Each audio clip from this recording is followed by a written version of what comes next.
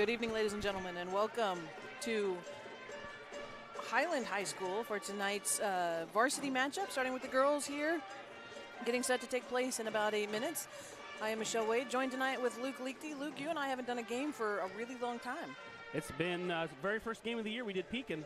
That's right. That's right. I forgot about that. Girls That's right. only, yeah. We're over there at Pekin. That's right. Yes. Yep. So it's been a long time, and I'm excited to be back on the microphone. I feel like with all these cancellations and delays and everything else and reschedules that we've had in the past, well, it feels like it's been a month, but it's only been like 2 weeks. A long time. It's like finally a basketball game. So I feel like for me, it's been a really long time since I've called a basketball game. Yeah. So I think I did L&M just after Christmas break. Yep.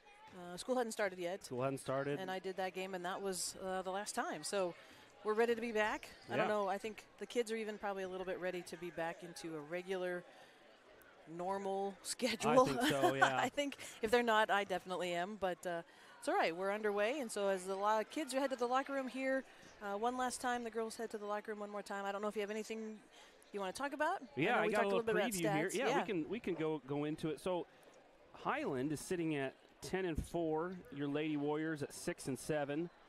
Highland sits at, I think, third place in the North Division. Only Lone Tree and Columbus, I believe, are above them. Anyway, Highland is it kind of starts and ends with Sarah Burton. Mm-hmm. She's averaging 16.5 points and 15 rebounds. So Waco won the first matchup, and I think part of that won by 13, and I did call that game, and from what I can remember, we did a great job on Burton. We frustrated her a little bit. She got in some foul trouble, but she will be the key again. She, And you said the next player really is good like defense. at 5, right? Has 5 points. Yeah, I think the next highest points per game is down around 5. Okay. So pretty even, We average 42.7. They average right at 40. Okay. Their defense, they're holding teams to 35. So that's kind of where they, if you look at their scores, that's where they're, making their mark. They're winning the games by playing really tight defense. Okay. So, yeah, we'll hope. You look at turnovers, and actually they're sitting at 21, and we're only at 16. So we'll see how that plays out. But, yeah, our girls are going to have to shoot. Alex and I talked about that against Columbus. Yep. That was a heartbreaker, lost by 1. And Emma Wagler is a force inside, but we need some other girls to be able to step up and hit some shots. Right. And I've talked about that at least a couple times. If you have that inside-outside, forces that defense to be true. They can't just kind of all sag back into the lane and double team. Exactly. Emma, they have to step out and do that. And I think we've got some people that can do it. Yep. I've seen Naomi Egley hit a couple here and there. She did, so, yeah. Yeah. And so I think, going forward, you're right. We have to get that inside-outside presence a little bit more. So, because you're right, Emma Wagler is a force to be reckoned with inside. And teams know that, and so they're going to, like Columbus, we outsized them, but they packed it in and kind of dared us to shoot from the outside, and we hit enough to, open up a good lead. And Columbus, I think, showed some. Well, we both teams did show a little rust, like you said, after not having played for a long time, and so we'll see tonight. That's the thing with some of those cancellations. When we don't have school, oftentimes we can't have practice either. So some of these teams, they had not only just they're not playing, they're Waco, not even practicing. Right, Waco had 2, and they had to classify them as open gyms because some of the kids just couldn't get in because of the roads. Yep. So, yeah, exactly. Yeah, that is a little bit of a, and it was, a heartbreaker. I didn't stay for the end of it, but I saw the score at the end. It's like, oh man, that must have been it was a much different game than the first time they played Columbus. So yeah, and the second time around the conference, you just never know. You never know. Teams make adjustments. Come back in there and see what's going on. And it's bound to be a busy week for us. We were supposed to play at New London last night. That one got canceled. Yeah. Or postponed. I don't know if they're still going to try to make up a date. That's the hard part, is trying to find some of those dates sometimes. So Highland was on the schedule. We make up with Winfield on Thursday night. And then Friday night, host Hillcrest. And Hillcrest, for the boys and the girls have much improved for Hillcrest, so a battle on both ends of that. And then Saturday's supposed to set to go to Wapello for that reschedule that was supposed to be back one of the opening weekends coming back from Christmas. So we'll see. Yep. It feels like it was supposed to be a really long time ago. It was. So Highland, they actually got in a game last night. Okay. So they were postponed Friday when we played Columbus, but they got in boys and girls against Sigourney, and Sigourney took both those matchups. Okay. So they're coming off a loss. Our girls are coming off a loss. So we'll see. See how the teams come out and perform here. Right. We will step aside and hear from our sponsors real quick before we get this game underway, but join us back here in a little bit for the tip-off of the girls' game versus Highland.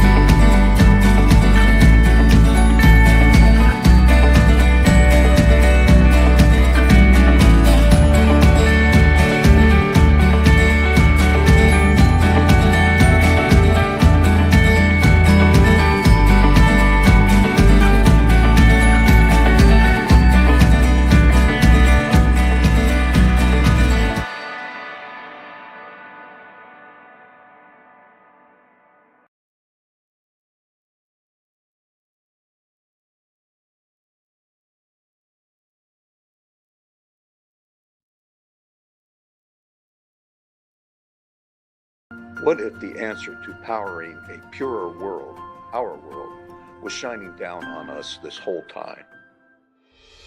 All we have to do is unleash its infinite power. Our goal here at EPO Energy is to unleash the infinite power of the sun.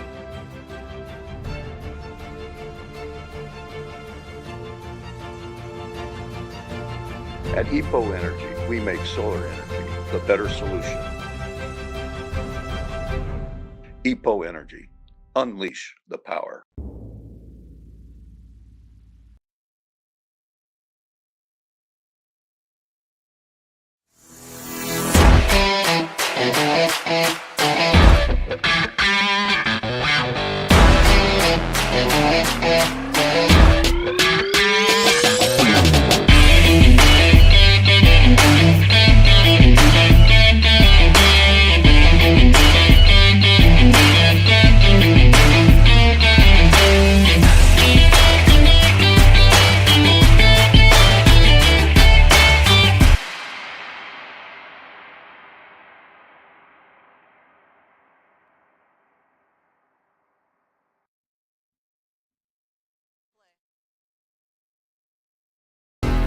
Forum Plumbing and Heating are your local experts, and we're more than just plumbers.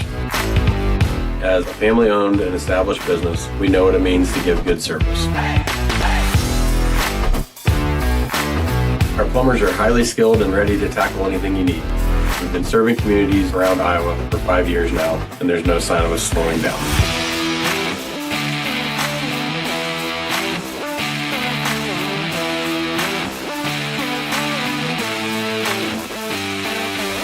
We love what we do, and we're happy to help. Give us a call at 319-591-1551.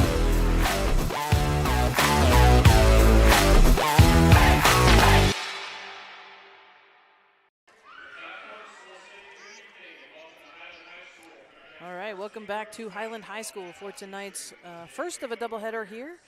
The varsity girls will take on the Huskies, and as they get set, they're going to do the starting lineups. I don't know if it can be heard over the headset, so I don't know. We'll kind of try to maybe follow along as they do and see if they bring it out. But I'd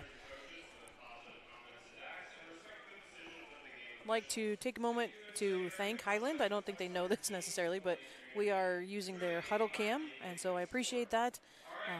It's good to know people in places that can give you that information. So we are using their huddle cam, and we thank them for that. That makes it really easy and yeah, simple to plug right in and get a good picture for you guys. So Waco starts off with senior Hallie Shellman.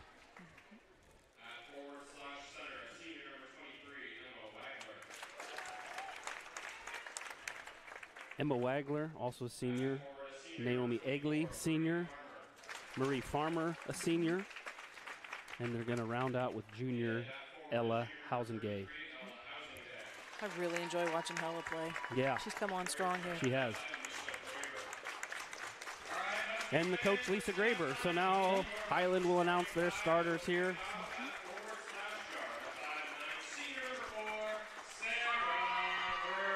And they start off with senior Sarah Burton, as we mentioned. She's going to be the key. Yep.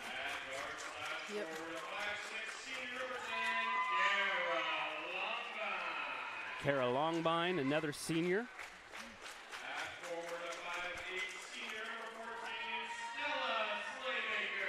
Another senior, Stella Slaymaker.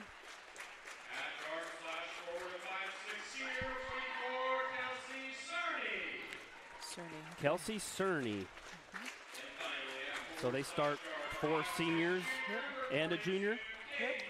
And that junior is Katie Herrig. So both teams are led by upperclassmen. Yep. And we said, I was looking for the flag earlier, and I couldn't quite find it, but I think you're right. It's going to drop down from the center here. And here it comes. Yeah.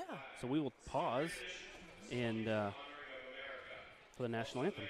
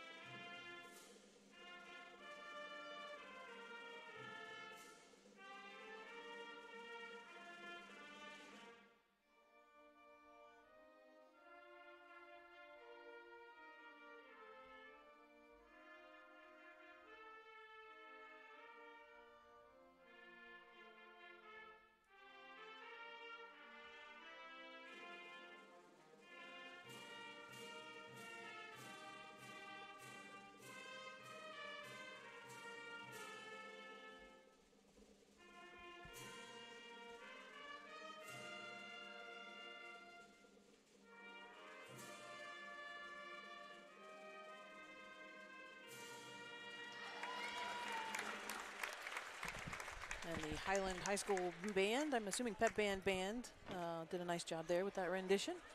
It's always fun to hear different bands, the way that they play it and perform it. So yeah, I enjoy hearing that. And yeah, we don't go a lot of places where they have a student band like that, so that's fun to see. Looks like they're going to stay in place and play throughout the game, so that'll be great. And they're kind of nice up there on the stage because they're not sitting in the crowd, Yep. and yet they're able to play and project pretty loudly.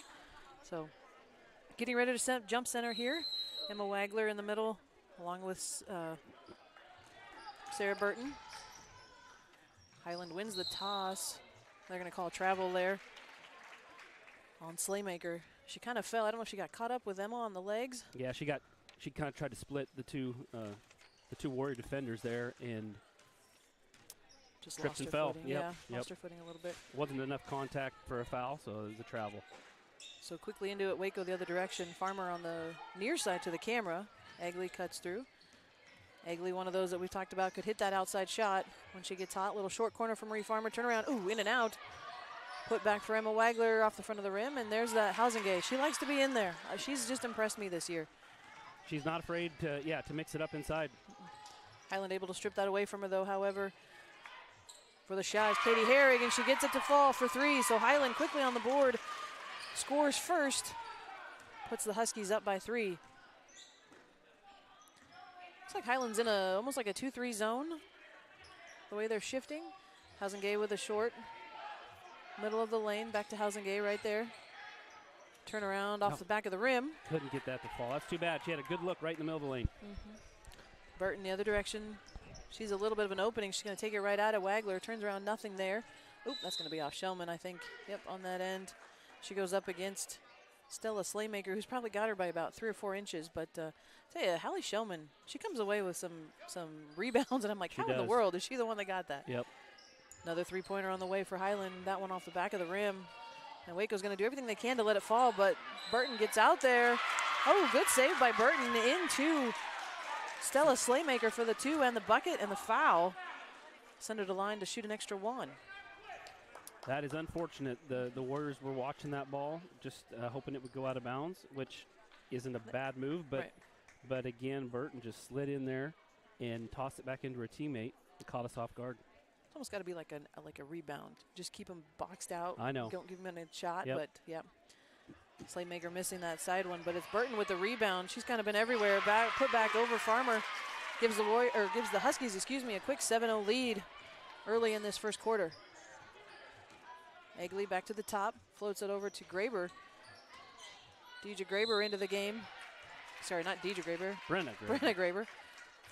I've got Deidre in my class this semester. There you go. So she's going to pick up a foul, luckily. That one was a little short off the front of the rim.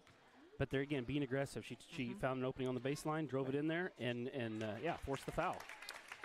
And she's good at that, I feel like. She takes that baseline. She realizes when she doesn't have anything, she doesn't necessarily force it. Makes the first one, so puts the Warriors on the board with one. Second one on its way as well, right over the front of that rim. Nice shots for Brenna there.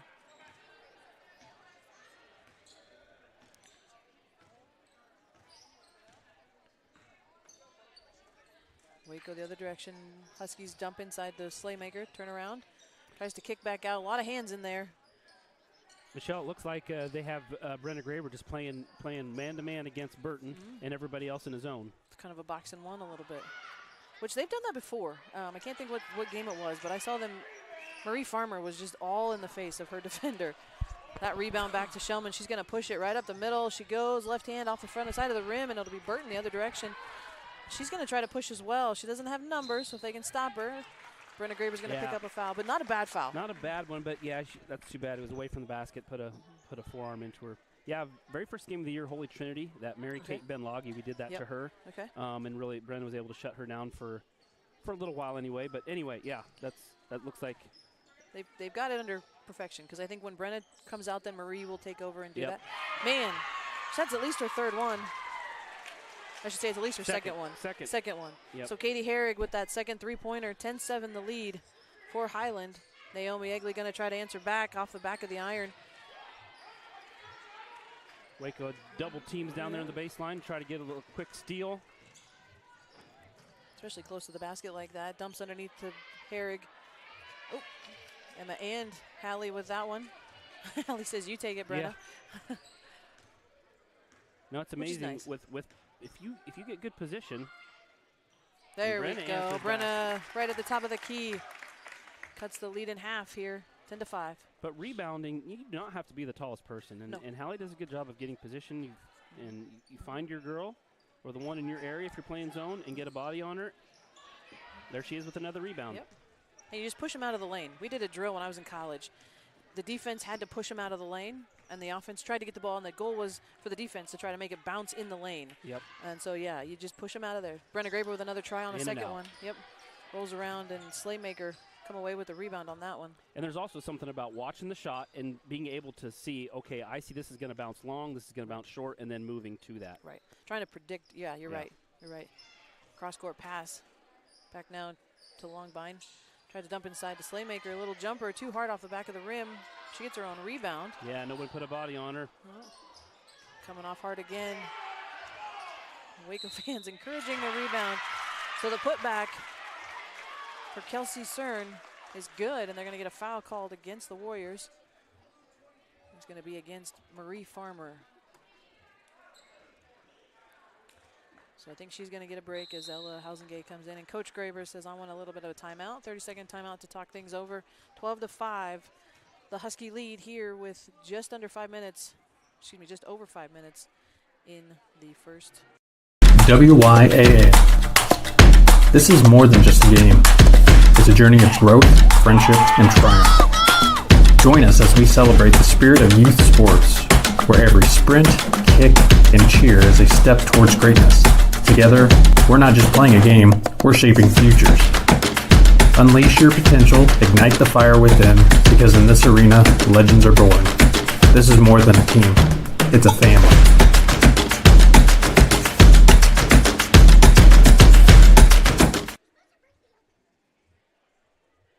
And we're back here. A little discussion from the officials as they line up for the free throw. Kelsey Cern at the line for an and one. That one bounces around over the front of the rim and falls. And checking in will be Haley Brunn.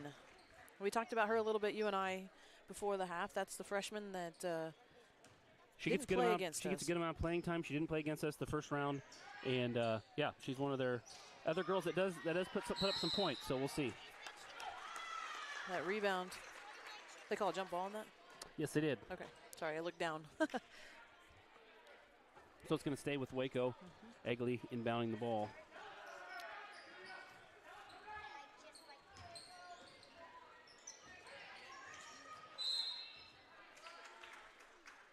So a blocking foul called, I'm assuming on the screen there. Yeah, or the I think they held reach there on the Okay. on the number 12 was guarding Graber, and just a little bit of a reach or a push there on that. So Kylie Allen picks it up. Quickly around over to Egley. She's going to try for She three likes that long shot. on that one. She does. That's kind of her. Ooh, thought she was on the baseline there for a minute. Egley able to bring that one down to Shellman. Dumps underneath. I think she tried to dump that underneath the Wagler, but it got away from her a little bit. They're going to call a carry. Yeah, on Brunn. Too bad she was looking to cross over, and Yep. it kind of took a funny bounce, and she just held it just a second, split second too long there. Got called for the carry, which is fortunate for the Warriors. That was a two-on-one fast break there. So Brenna Graber taking her time to start the offense here for the Warriors. Ooh, a little hand on it. Farmer dumps it down to Egley. Brings it back to the top. Tried to hold her off there, was Farmer underneath to give Brenna Graber. Oh. Ooh, they're going to give her a foul. That's going to be her second, I think. Yep, it is. That's too bad. She knocked the ball out, but officials saw too much contact on that. A little bit. So Shellman will come in. And we always talk about this, these first few minutes of the first quarter, you have to see how the officials are going to call things and then adjust your play. So unfortunately, though, it got 2 fouls on one of our players there to start the game. So she'll have to readjust. Like to divide those up a little bit more I know. if we can. I know. Egley dumps down to Farmer in the baseline. Into Wagler. Turnaround quickly. There's about 3 players, and they're going to give that. They call that quick, yeah. And that's 2 on her, I believe. Is that on number 12? I think they're going to call. Yeah, I think you're right. Yep. So Kylie Allen going to pick up her second as well. And checking in will be Kara Longbine. Warriors with the ball under the basket. Ooh. Quickly ahead. Oh, nice job of Hallie Shellman to get down there and cause some disturbance. But the other direction, Highland able to, she lost that one into the stage, yep. Yeah, again, Warriors fortunate there. They had another fast break, but Hallie hustled back, and we were able to overcome, I think one thing, if I were Coach Graber, just rebound. Don't give them second chances at the basket. But, again, some of that rust. It's been a weird start to the semester. Emma Wagler, that one off the back, front of the rim. Quickly turned around. Ooh, they're going to get Naomi, I think. Kind of that reach in. Tried to tie it up. And they're going to be shooting. They are. They're at 5. Still not sure that I'm used to that. Yeah. Maybe I just haven't called enough games, but. The other night against Columbus, that really changed things for the Warriors, trying to come back. They had to foul there at the end, and you give them two chances every time. Right. And, It's a different mindset. And I've said that the whole time. That first one drops for Mackenzie Davis. I was anxious to see how that change would affect kind of late game strategy sometimes. Yeah, it did. I mean, the Warriors still had a chance to win there at the end, but, it certainly makes it a little more challenging to come back. That one batted around. Wagler able to come away with it. Oh, I think she was going to pass it ahead to Shellman and then decided I better keep dribbling that. So they're going to call her with the carry now as well. Caitlin Thoman maybe. Thoman, 32 for the Huskies, checks in.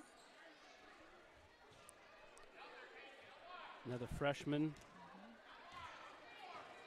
Try to set that high pick, open up. As you said, they're kind of doing a box and one. Farmer now on Burton, face guarding her even. That one's going to fall out of bounds. I'm going to say it's off of Farmer. Man, I didn't see that, but a little bit, I think. I mean, it's not a terrible call, I wouldn't say from what I saw, but she was fighting for it. She was fighting. Burton into the lane. Quick one up and over. She gets that one to fall as well. 16-5. Husky lead. 1:56 left on the clock here in the first quarter. Head now to Egley. Egley dumps into Wagler. And they're just packing it in. They are. And we just have not have not found an answer yet to be able to get some points or even some shots. Oh, good. Oh. Thought maybe they were going to let that one. Yeah. Looked like it was mostly ball. Mostly ball from this side. The referee was kind of behind. He's going to get Emma for it. And no, he's going to get Marie for it. Saw some contact there, yeah. I think there's some confusion on who the foul was on.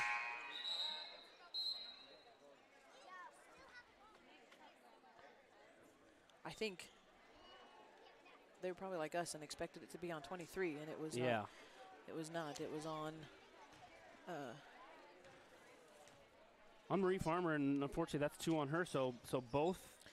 Second one falls as well. Both girls that we have guarding Burton now each have 2 fouls, and that's the risk you run playing that defense.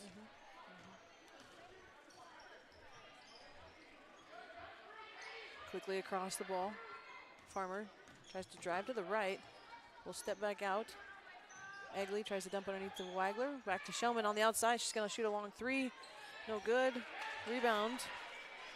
Inside to Davis. Oh, and they're going to get Emma for reaching in on that one. So again, it'll send Huskies to the line. So Warriors, you got to adjust. Yep. Now you see how they're going to call it, and you have to adjust. So we know what Coach Leakey would be saying at the at the end of the quarter here.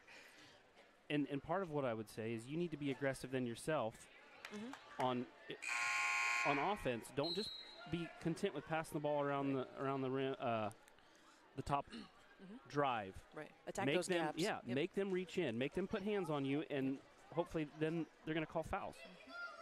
So Davis's first shot off the mark. Second one short off the rim as well. She gets her own rebound. And Farmer obviously being a little tentative, trying not to cause the foul there. Underneath. Oh, good job by Egley to get a hand on that one, knock it away. Wagler able to take it. Quickly ahead to Shellman. Shellman the other direction, over to Egley. Egley's going to try for 3. That one's going to rattle around. I thought that was going for sure. I thought that was falling for sure. Keep shooting, girls. Keep shooting. That's right. That's right. 17-5 the lead. Under 50 seconds here in the first quarter. Burton with the ball, tries to drive across the lane, kicks out. Long 3 for Highland, and they get that one to fall. It'll be Caitlin Thulman for the 3. So 20-5, 15-point lead for the Huskies here in the first quarter.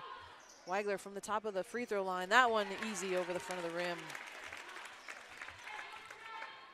She heard you. Keep shooting. Keep shooting. She heard you. Yep. So Burton's going to take her time. Shot clock is off. She's going to run this one out, I'm assuming, for a final shot. Waco kind of extending that defense a little bit.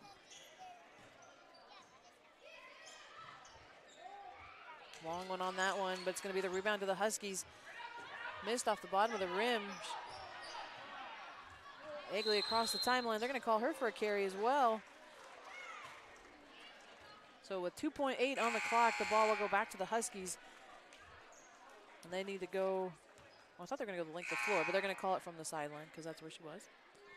That's tough.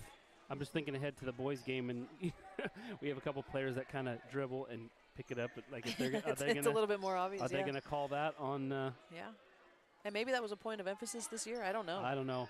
Usually they let that kind of thing go, but yep. Shellman's going to get a hand on that one, and time is going to expire here in the first quarter. So we will step away a little bit and hear from our sponsors and then see what Coach Graber makes adjustments.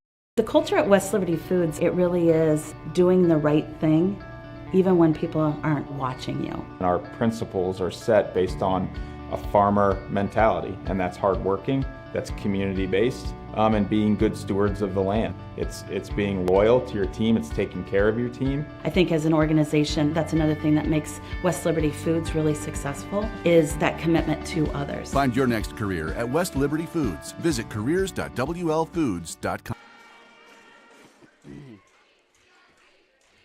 So thank you to West Liberty Foods, a lot of our sponsors. Take a quick minute and go through some of them real quick.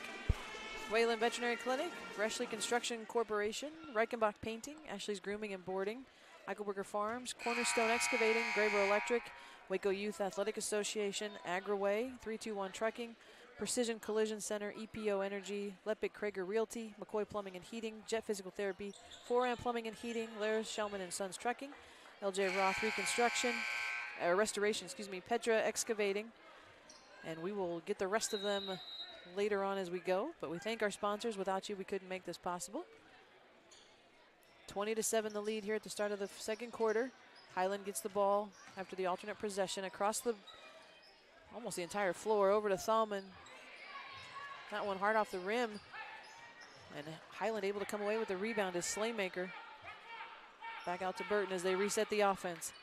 Coach Fink loudly telling his players, we're going to reset here. Tries to go baseline, but Emma Wagler gets a hand in there. There'll be another jump ball right underneath. Good job by Emma to tie that one up. Get down and there. Cause that turnover. Yep.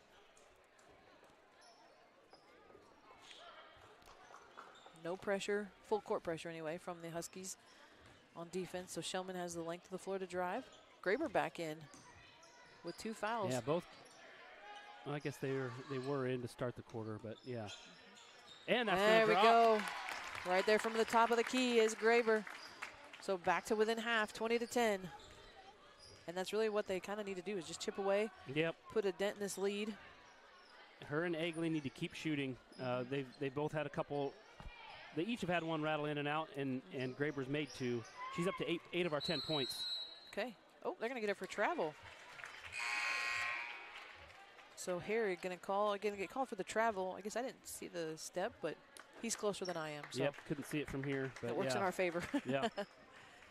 So Marie Farmer back into the game as well, again with 2 points. Shellman ahead quickly to Graber. Turn around, driving the lane. Nice take by Brenna. Yep. Oh, she's going to get a shot at 2, even though that one rolled off the side of the rim. Just what Coach Lichty said. Keep That's driving right. it. That's right. Keep driving it at him. Be aggressive on that. You're right. This has to be our quarter now to get some of those girls in foul trouble. That's right. That's right. First shot for Graber off the front of the rim. Kelsey Cern back in for the Huskies.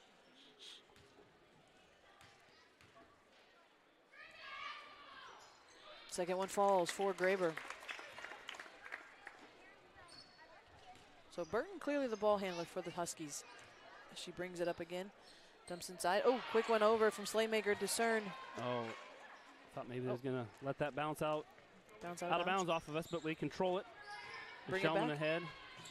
Graber baseline, nice job, good take. She's up and over, good. There we go. Keep doing it. Keep I was a little afraid maybe they weren't going to call that, but it was a late whistle. Yeah, I thought so too. Yep. All right. He's just making sure, right? Making sure. So number 4, Sarah Burton will pick up her second foul. That's big. That could be, yeah, you're right. Graber's first shot, right, rattles around and in. And Egley will come in. I've talked about this before, and I don't know if we've talked about it. Coach Graber, really works those kids in and out. Yep, she's got. It seems about every 2 minutes they've got somebody else. Yep, she's got 6, and that she plays a lot, and none of them sit on the bench for very long. That's right, they're all back in. Yep. Second one for Graber goes in as well. And that keeps them fresh. I mean, we don't press a lot. Waco doesn't, but it still keeps you fresh. And she's able to give instruction and stuff real quickly then and get them right back in. Right. Oh, they're going to call that one a travel too. She kind of changed her pivot foot there, was Davis. And so that's true. Giving that some of that instruction, just those quick, hey, you got to do this better. You got to attack better. Doesn't take very long, but you can't hardly scream it at them while they're running up and down the floor. That's right. That's right. So we've quickly cut this lead to 7. I think it was 15 at the end of the quarter there. So you're right. Down to the corner for Egley. On the baseline, swing around for Graber. She's going to swing from the, nice shot by Brenna Graber from the baseline shot. That's kind of her shot too. Between her and Naomi, they seem to like, that's where I like to be too. That was my shot. Yep. Burton with a dribble. Gets away, cross court pass. Brought in, Slaymaker to the right side, layup hard off the back of the rim. And Mackenzie Davis able to put it back up and in. 22-16. 5:26 on the clock here in the second quarter. Egley back over to Shellman. Shellman back to Graber. Graber looks inside to Wagler. Nobody on the left side. She's going to try to drive in, and she does. And she's going to get fouled. There's that. I think it's on 4. It's going to be on Burton again. She can't believe it hardly. It is. So that'll be her third. She picked up those up quickly, I feel like. She picked. At least these last 2. She's picked up the last 2 quickly. Yep. So Emma Wagler will get a chance to shoot 2. First one hard off the back of the iron. So just got to make a little bit of an adjustment there. You left that one long. So Katie Herrig will check in for Burton, who has 3. Second one rattles around for Wagler. And it'll be Herrig that comes away with the rebound. So Waco should be able to come out of that box and 1 now and go into their standard zone. Herrig with the 3-point, not good. Rebound. Slaymaker with the putback off the front of the rim. I'm going to say it's going to stay here with Highland as Ella Housengate comes in. You're right, without Burton in there now, kind of go back to a normal 2-3 zone. Takes a little pressure off our defense, but we have to recognize shooters. They can. There's other Huskies that can drain the 3 ball. Oh, they're going to call a jump ball. I think it stays. Yep, it's going to stay with Highland. Yeah, Katie Herrig came out and had 2 right away in the first quarter. So, yes, there are some other shooters here. Oh, almost Brenna just out of her fingertips there.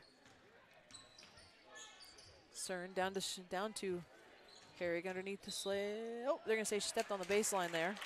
Good defensive possession. Yep. Got hands in passing lanes, tied it up a couple times, knocked it out once, and ended up with a turnover. That's what we like.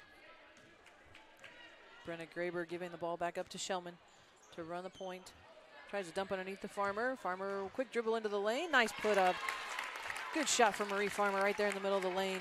Easy 2 points. 22-18. As you said, they've chipped away quickly. Oh, and they're going to get a foul on that one. That's going to be on Brenna. That's going to be her 3rd, and it will be on Brenna. So she'll pick up her 3rd as well. And she is sitting at 14 out of the 18 points for the Warriors. So not somebody we want on the bench right now. No, she's having a heck of a game so far. So she will come out. Yep, Emma's back in. And now a little bit of full court pressure from the Warriors here.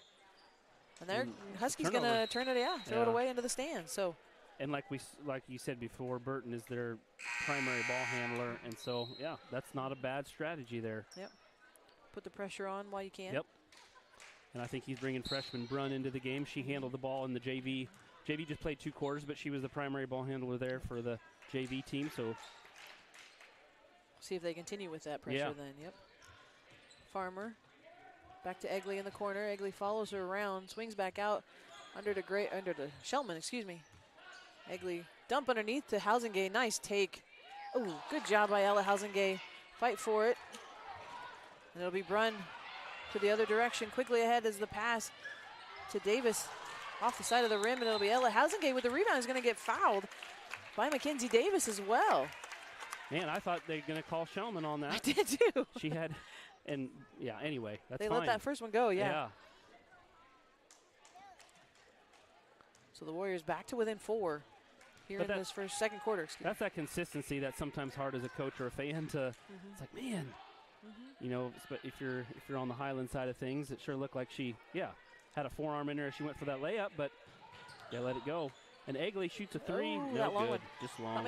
And I feel like Naomi, once she finds her shot, she's going to have it. I know. She's going to have had it. it against Columbus. I think she had 2 or 3 from deep. So the ball went down. Highland girl went down to her knees to get it, and Coach quickly called a timeout before the travel called. Calls for a 30, so we'll stay here. I don't know, what are some things that you're seeing? I meant to ask you when we came back from the quarter and got to talk about our sponsors. Yeah, I mean, it changes the game completely, for sure for Highland with Burton out, but now for Waco too. I think we could have opened up some things inside with them shooting, with Graber shooting as well as she was and driving. I think that was going to open up inside, and we've done a lot better pounding it inside too. So Housengate had a drive there. She just missed one, and Emma Wagler has 2. So Waco just has to keep doing that, keep working hard on the defensive end as well, and rebounding. Cannot give them second chances. Right. And that was kind of the name of the game that first quarter, to keep those rebounds keep them off the boards for those rebounds. Yeah. So Longvine dribbles ahead. They're going to call a kick off of Waco, so it'll stay here. Reset the shot clock. No, just kidding. It used to. It doesn't anymore. It doesn't anymore. No matter the situation? I don't think it does. No, I don't think so. Okay. Oh. Herrig mishandles that one, and Ella Housengate comes away with it. Quickly ahead to Shellman. Oh, I thought she was going to try to hand that off. It was a weird convergence. Yep. But the ball will stay with Waco, even though it's a jump ball. It looked like it could have been a travel, but no one really had possession, so I think they just let it, let the ball keep going. Yeah. Oh, that one. Oh, I think Marie got a last hand on it. Yep. Brunn just kind of got up there and tipped it a little bit. And that's one thing with the passes. I feel like that's something they could clean up a little bit. Just make them sharper. We leave a little too much on there. Mm-hmm. Thoman gives it up. Oh, underneath. Back out from Slaymaker with Thoman. Around to Brunn. Takes a drive in. Nothing there. Good defense for the Warriors. Kind of collapsed two on her on that backside. Davis right there. Hopefully they get Housengay on that, not Emma. I think it's going to be Emma. Late call. Okay. No.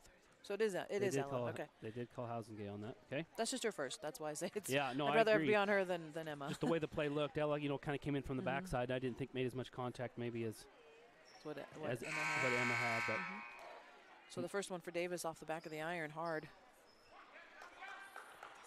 Kylie Allen comes back in. I think she had 2 fouls. She left did right away. Yeah. Left during the first quarter. That one to miss again is Wagler able to bring down the rebound. Quickly ahead, Shellman on the baseline for 3. Nice shot for Ali Shellman. She's another one. If she can get going, she's got a good shot. Yeah. So now the pressure from the Warriors as Burton is still out of the game. Try to pick her up right there. Quickly ahead over. Oh, nice. Wagler gets some double hands on that one.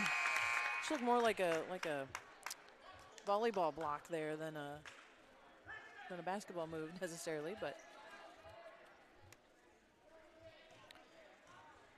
Brunn, the point guard at the top, passes over now to Allen, down to the baseline for Cern. Looks like is it a 3-2 zone, Michelle, on this? For us? Put it in. Allen. Kylie Allen, yep, she got that one to fall.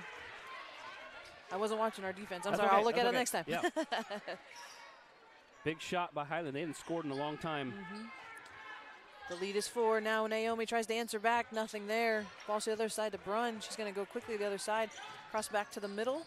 She's got Allen going to try for 3 again. That one hard off the back of the rim. And Emma going to pick up a foul.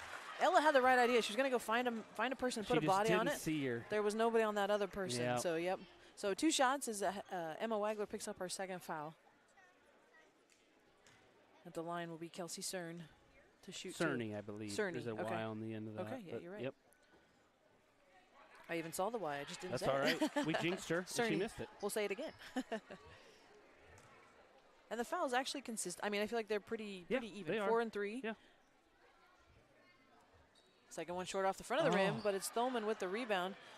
A little bit of a hand on it there from Wagler. Back out to Brunn. Brunn's going to try for a 3-pointer of her own. Hard off the back of the iron. It'll be Egley waiting for it to come down. Quickly ahead to Shellman.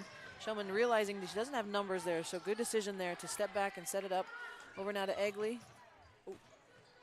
Tries to drive it in. They're going to call a blocking foul. I know, I kind of thought maybe the way she transitioned there, but they didn't call it, so. So with that drive, like you said, just kind of attack that defense. Attack. Egley did.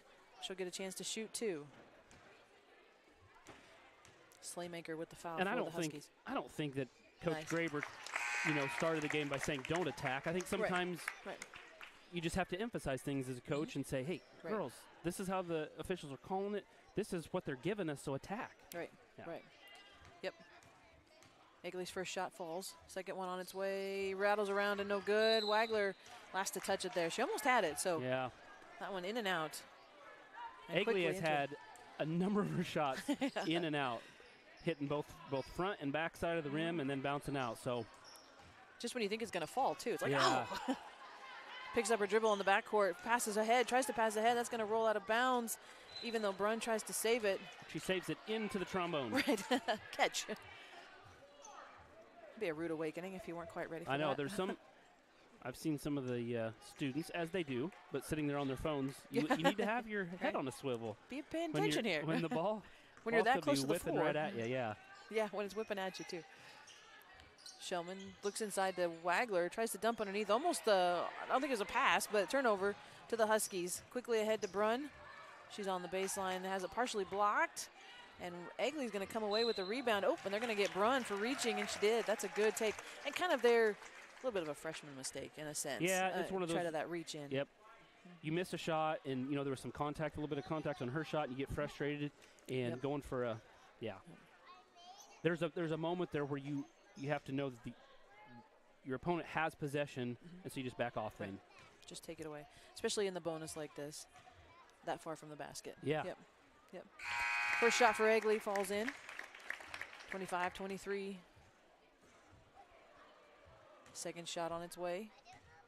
48 seconds here in the second quarter. That one rolls around and falls out. Herrig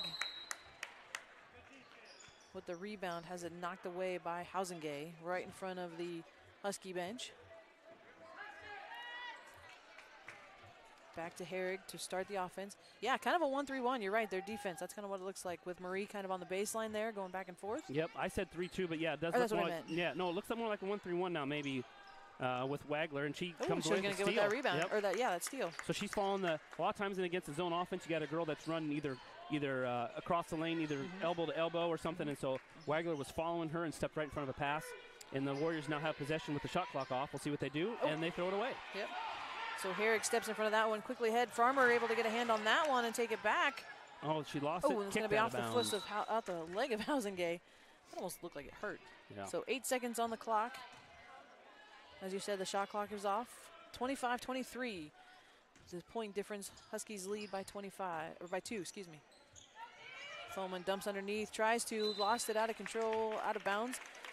Again into the band, onto the stage. And Brenna Graber in for the final seconds here. Have to imagine maybe try to run something quick. Or she's going to shoot it from half court. She put one in. She can probably do that. What game was it this year where she just calmly dribbled to about half court and just put it in? She probably practices it there. She's going to do it like you said. Oh, just leaves that one a little short. But that calmness of it. Yeah. She didn't look like she was at all frazzled. Nope. She knew the time that she had and how she could get down there and take it. So after the first quarter, man, it looked like Highland could maybe run away with it. So credit to the Lady Warriors. Come storming back there. Yep. And so, make it a 2-point game here headed into the halftime. So we will take a step away and listen to some words from our sponsors. And when we come back, we'll see if we've got some stats from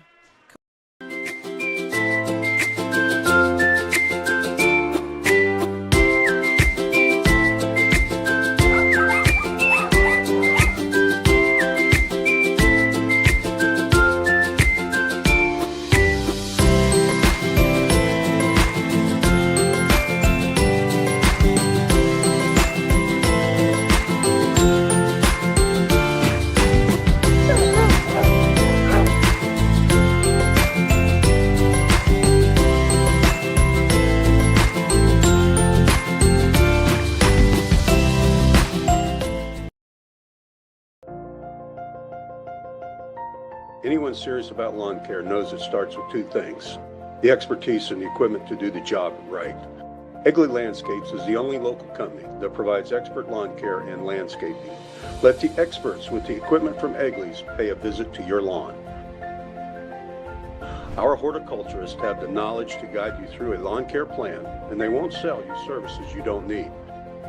Egley Landscapes has the knowledge and expertise you can trust to revitalize the landscape of your home or commercial property. Egley Landscapes. Check us out online at egleylandscapes.com.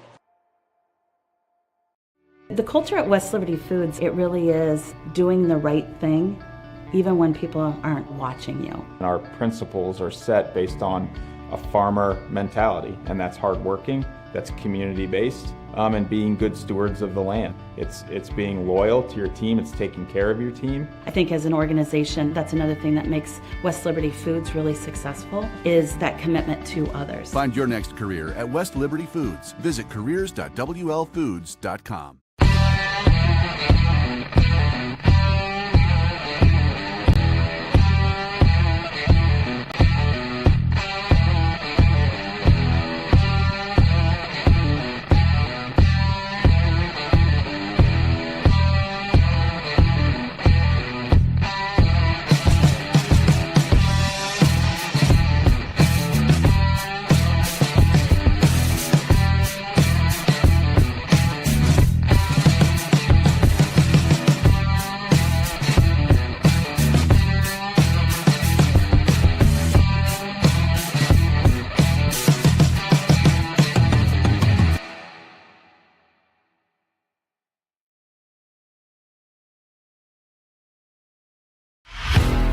4M Plumbing and Heating are your local experts, and we're more than just plumbers. As a family-owned and established business, we know what it means to give good service. Our plumbers are highly skilled and ready to tackle anything you need. We've been serving communities around Iowa for 5 years now, and there's no sign of us slowing down.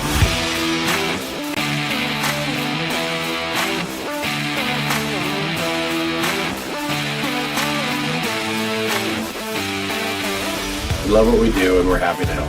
Give us a call at 319-591-1551.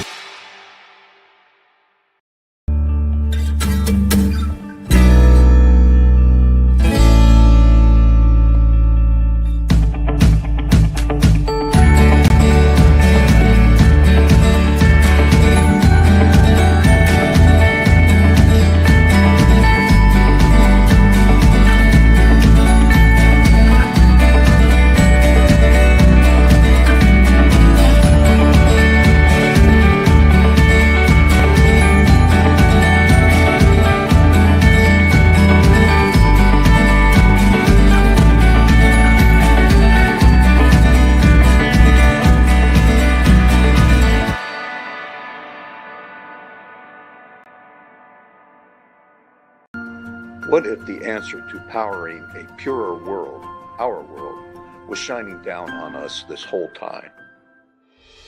All we have to do is unleash its infinite power.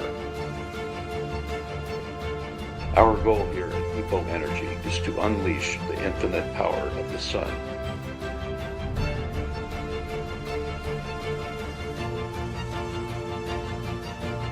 At EPO Energy, we make solar energy the better solution. EPO Energy, unleash the power.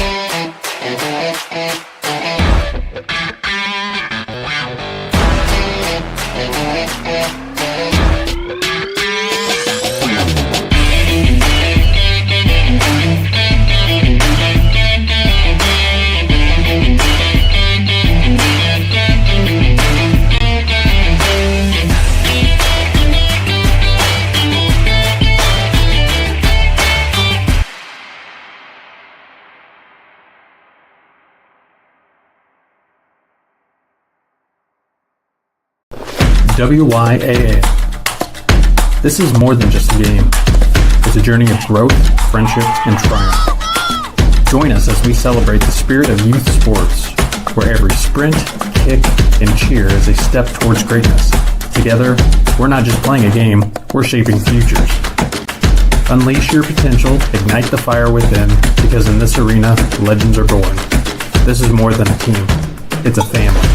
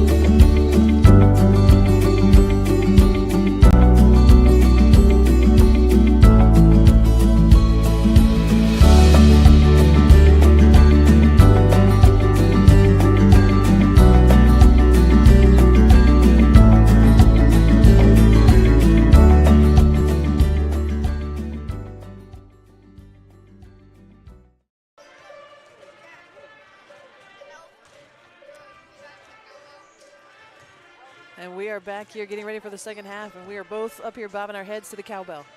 You can hear it through the headphones, but. So I showed my kids that famous Saturday Night Live skit with the cowbell. Yeah.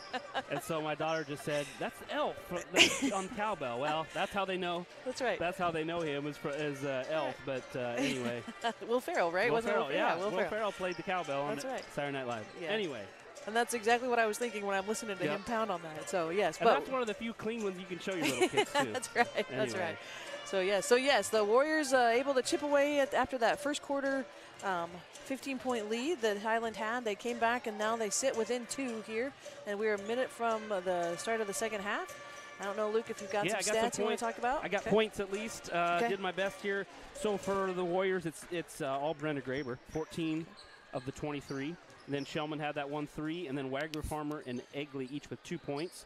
The Highland Huskies are a little bit more spread out. Herrig with 6. That came on 2 early threes. Burton 5. They had 3 players, Cerny, Davis, and Allen with 3. Thoman, sorry about that pronunciation, Highland, if any of you are watching. 3 on that, and for her, and then Slaymaker with 2. So 25-23. Fouls are going to be, an issue here. Girls are going to have to play straight up and clean, or they're going to be fouled out. So. But evenly, I would say it's not like Waco's got a bunch of people and Highland does, or vice versa. I think it's pretty even. So yeah, you're right. But it could be a factor. Yep. And I think they've called both crowds have had at least one call to be upset about. But I think they've called them pretty close. Yeah, they have.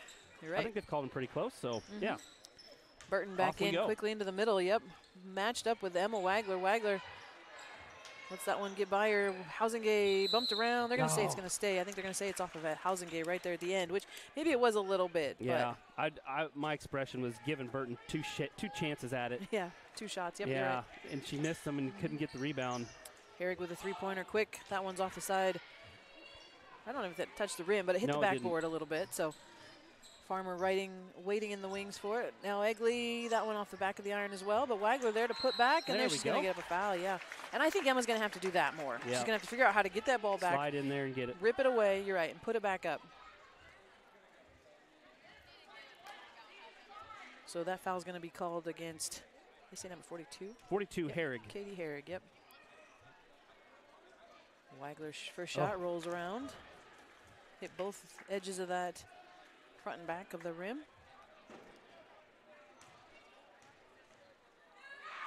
Second shot on its way. That one too hard off the back of the iron, and Burton has Housingay backed out to get that rebound. She's quickly the other direction, matched up with Shellman. She's going to drive to the baseline and take it herself.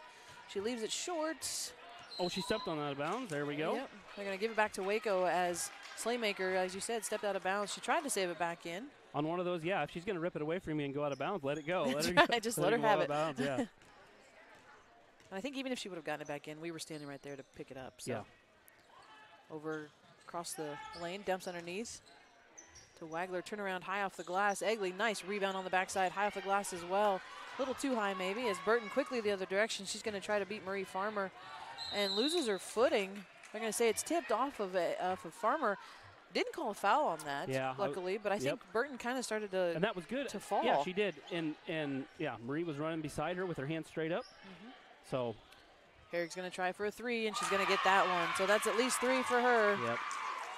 Left her wide open. You have to recognize that. I don't know if we were a little bit late figuring out what our defense was going to be there, but we left a shooter wide open on the wing. Pass down underneath to Wagler, back out to Farmer. Cross now from Shellman to Egley, tries to dump underneath to Wagler, who wasn't quite set. She's just going to land on it. It's going to be a jump ball, and that should go. Oh, it's going to stay with them. That's right. We had quick 2, the inbound, and then the jump ball quick at the first of the quarter here. Yep. So Brenna Graber into the lineup for the Warriors. She's got 2 fouls. Quickly ahead. 3 she's going to set that. That's 3. right. That's right. She step on the baseline. Is that what you call? I guess so.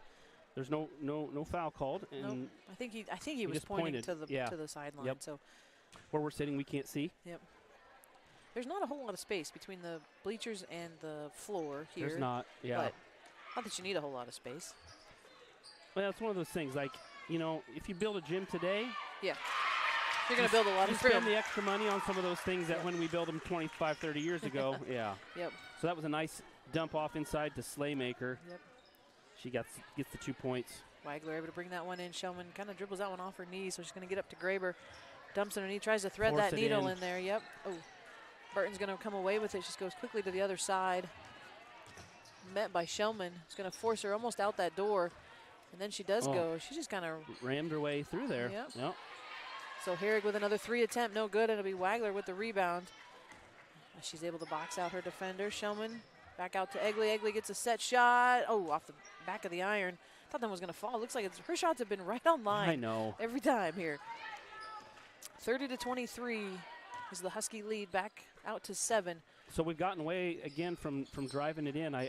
We need to get back to that. Don't just pass it around the top and try to force it into a double team for Wagler. Drive in, make them come to you, then Wagler or Farmer or any of those who are playing down the block will be open. Yep, exactly. Coach Fink wants a timeout. He's going to call a 30-second timeout. And since it's just 30 seconds, we'll stay here. I'll finish thanking our sponsors for the Warrior Cast. If you'd like to be a sponsor, you can shoot me an email, michelle.wade@wacocsd or kaylin.duvall@wacocsd, and we'll get you set up and going and get you on as our sponsor on the ticker.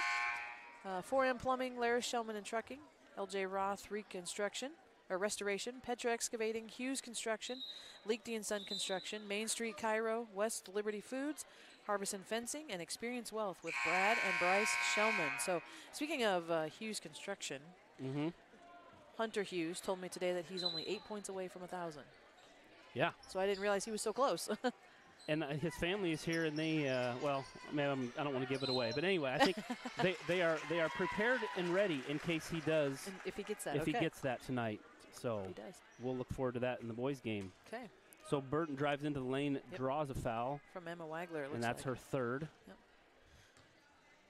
So Burton goes to the line, and we'll have 2 shots. Which, now that you're in the third quarter, it's not such a bad thing to have 3 fouls. No, it's when you get them right away at the beginning of the game that gets a little nervous. Or if you get your 4th here before the third quarter's over, you don't want that either if you can help it. First shot for Burton rolls around and falls out. Second one does fall right through the middle of the net. But yeah, you don't want to pick up that 4th foul quickly here in this third quarter. No pressure from the Huskies. I'm sorry. No, that's fine. I would say we're doing a really good job on her. 6 points so far. Yep. Almost halfway through the third quarter here. So, but we need to find some scores on our own. There we go. Egley, nice job with the drive, as we said. Yep. Drive it in. Attack that gap in that zone. You're going to get a blocking call against Kylie Allen, and she's got 3 as well. Cross court to Shellman. Shellman looked like maybe she was going to try to shoot. Now she'll drive. Kicks out to the top of the key. Graber into the lane. Little put up. Ooh, hard off the back of the iron. And Burton will come away with the rebound, and quickly the other direction she goes. Quickly ahead with the pass. Herdig almost fumbles it. That was a great drive by Graber. Burton had to back off once she drove in past the first. But Allen. Kylie Allen gets that three-pointer. And that's the difference so far is their other scorers are hitting threes. Yep. Naomi, nice drive. She's going to take it in. Little off balance on that one. No foul called, excuse me. And it'll be Slaymaker coming away with the rebound. Out to Burton at the top of the key. Set up the offense. Herdig tries to drive in. Oh, and they're going to get Naomi, I think, for the reach in there.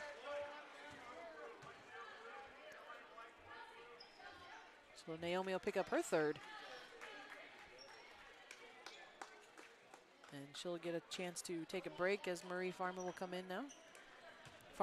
Huskies with the ball into their own basket on the far side from the camera.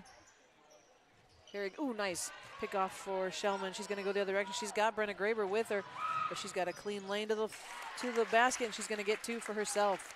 34-25. Burton quickly now ahead. They're not going to waste any time. Herrig with a 3-point shot. She's going to get it again. They're going to have to find her. They're going to have to figure out where she's at and find her. Because that's her 4th? 5th. Fourth. I have her down for 4. 2 in the first and 2 here in the second half. Shellman looked like she was going to shoot. Brenna Graber's going to try it off the backside of the rim. Too long. It's going to skip out of bounds, and we'll go back to the Huskies. So, yeah, kind of a repeat of the first quarter here. Yeah, what was just a 2-point lead at halftime is now up to 12 for Highland. So the Warriors going to, and it's mainly scoring and then finding three-point shooters. We need to find a way to score the other end and recognize the three-point shooters down here. Yep. Don't lose her on the backside there. Yep. Oh, Shellman right into the step of that. She saw that, anticipated that. Brunn right with her. Shellman's shot off the side of the rim. Brunn, no foul on that one. She's going to give it up to Burton. Burton tries to dump underneath to Davis. That one rolls around, but she's going to pick up the foul and get a chance to shoot two. They're going to call that on Housingay. Yeah. I think. Yep, they're going to call that on Ella. So Ella's going to pick up her second as Mackenzie Davis will step to the line to shoot two.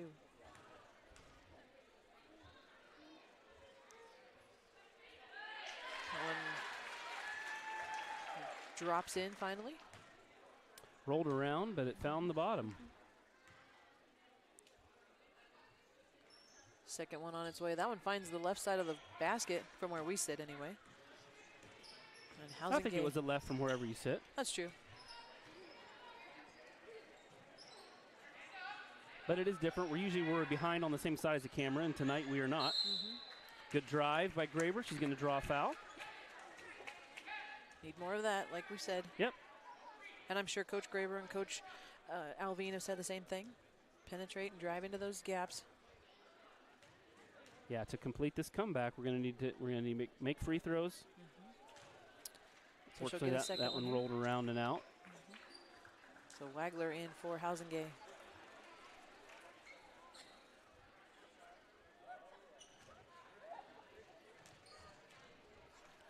Second one on its way for Graber. That one rolls around as well. Oh, and they're going to say must have been off of Wagler. Yep. Those are ones that's hard sometimes when you're sitting in the stands to see, man, I thought that. But anyway, yeah, I know.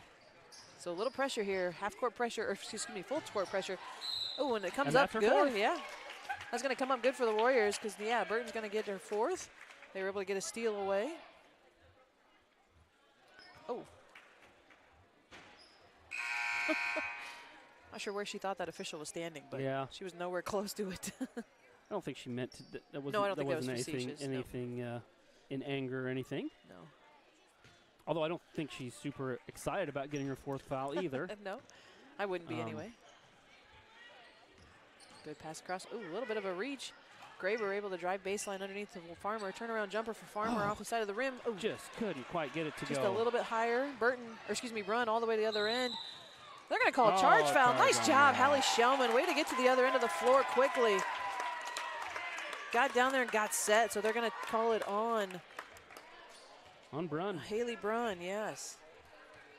Sorry, kind of had a brain fart there. Couldn't think of her name. Yep.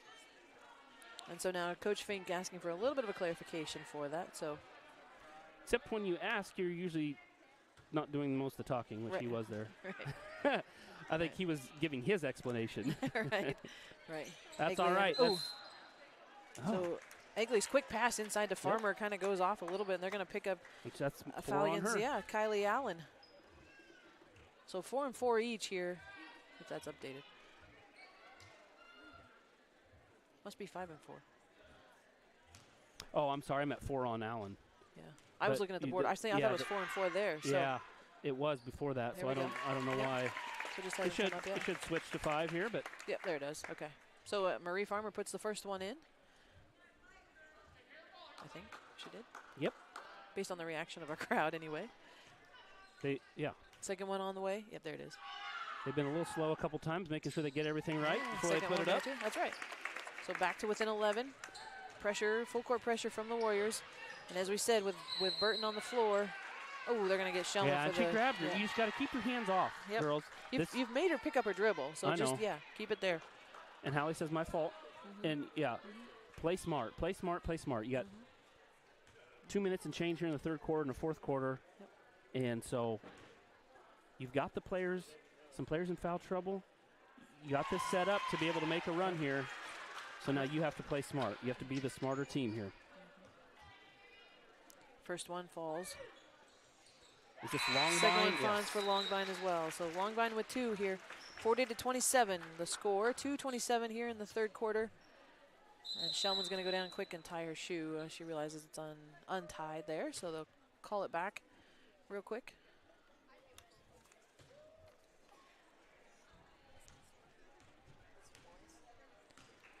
Graber with the ball. No pressure in the full court for the Huskies. Good ball fake.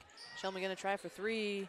That one's hard off the iron, but it'll be Naomi Egley with the rebound. She's kind of all there by herself and able to put that one back quickly. Yeah, for two. Herrig kind of tripped. I don't know if she and got up awkwardly. Thankfully, she's not hurt. Thought maybe it was her ankle there for a minute, the way she went out. So she just pulled out from the rebound, and like you said, Egley was there all by herself. And here's the steal. Nice take for Graber checks Brenna. behind, no one there, puts it in. Brenna does a nice job of feeling that defense coming. She knows it's there. Kind of brace herself for it. Good pickup right there on the baseline. Oh, that's a travel. Yep. It's going to be a travel. She was kind of caught between the baselines there.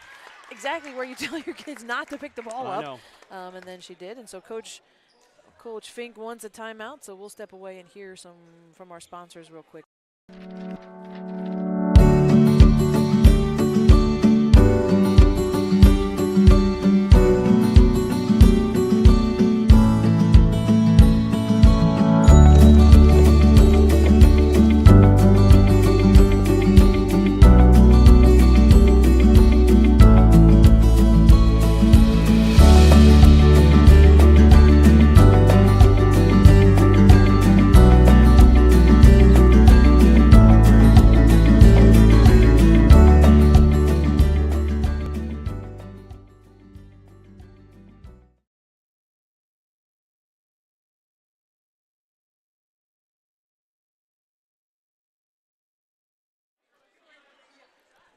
We're back here, to Highland High School just outside of Riverside, Iowa.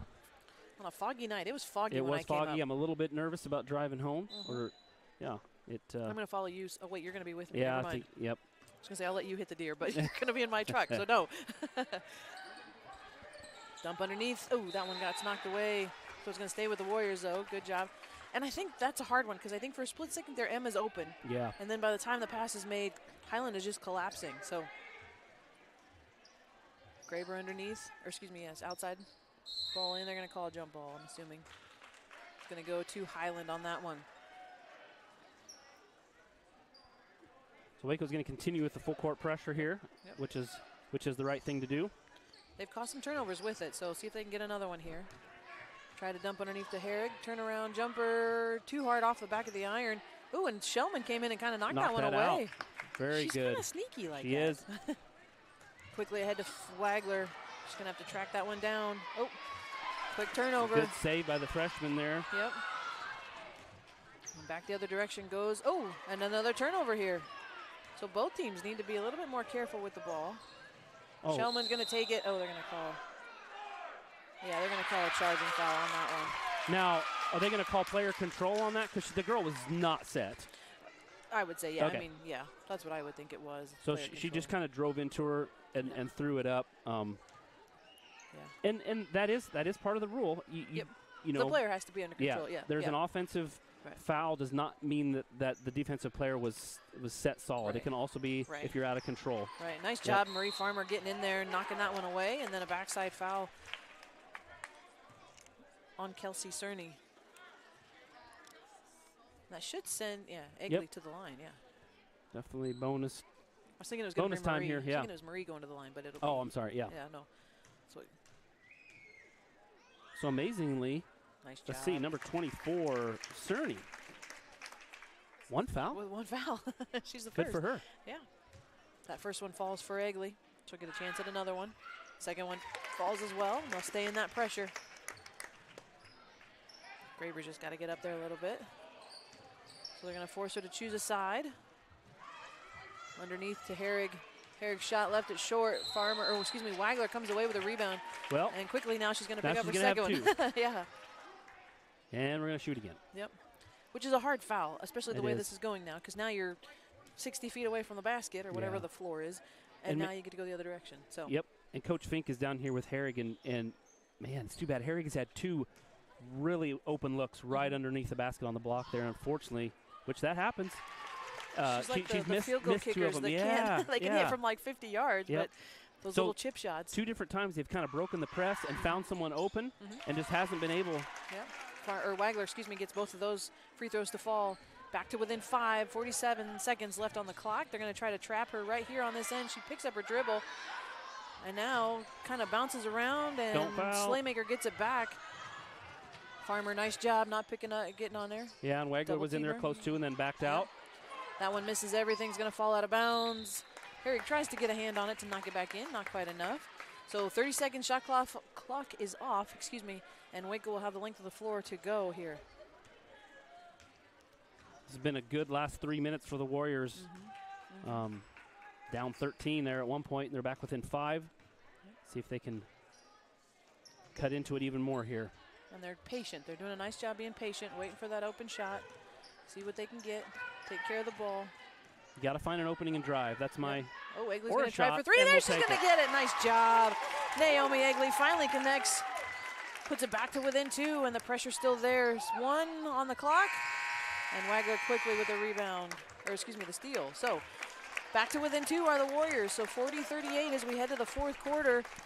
We'll hear from our sponsors, and then we'll be back for the final half.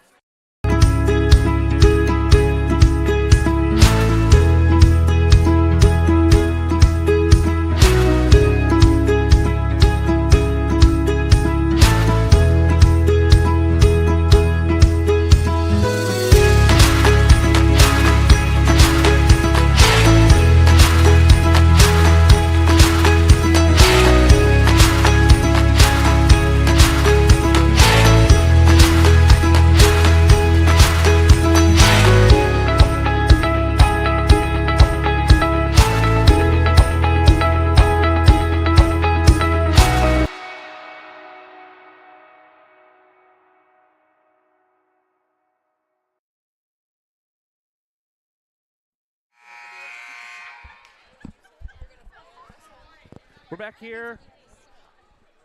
It's going to be the start of the 4th quarter. I'm Luke Lichty, joined by Michelle Wade. And it's going to be a good finish, I hope, here. Yeah, barn burner. Yeah. I said that to somebody the other night. They're like, what? What's what a barn burner? I'm like, really?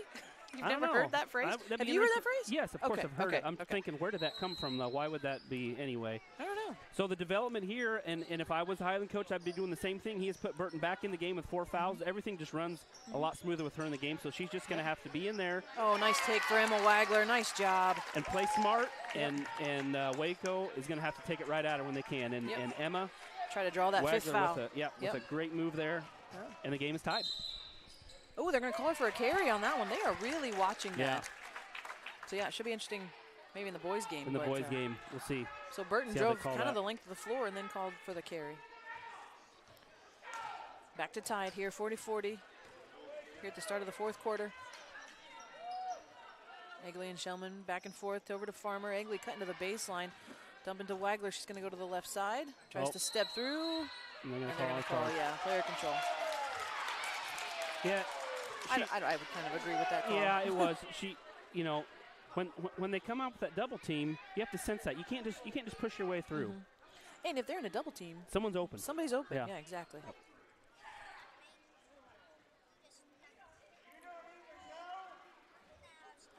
Not sure who they called that on. Some confusion on that. There was some confusion, but so now she's got 4. She's got 4. The coach, the Highland coach, pointed out that they had called the wrong number. Herrick, with a little, there's that underneath that we talked about. They've broken that press now, and that one she gets to fall. Yep. So the other direction, Shellman at the top over to Egley. Egley underneath to Wagler.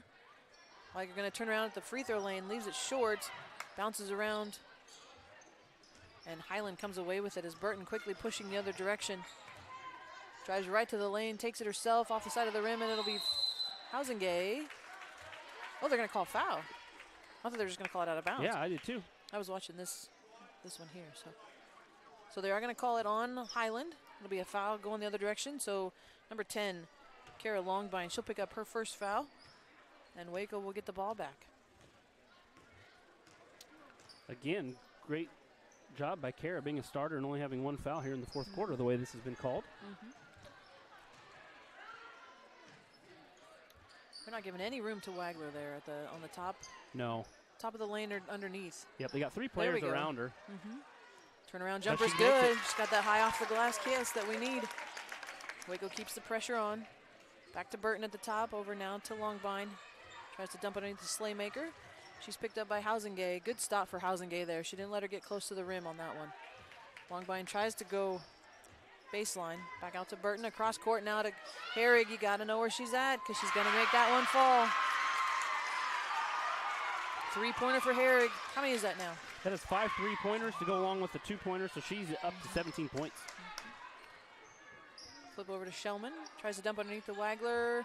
Almost has it knocked away, and now she's going to get a foul called for her in the favor. They're going to get Kelsey Cerny. 3 fouls on her, I believe. Yep. Brenna Graber into the game for Farmer. So again, like we talked about at the beginning, Burton is usually by far and away their highest scorer, but someone else has to step up, and tonight Herrick has done that. Yep. Oh, they're going to call a foul.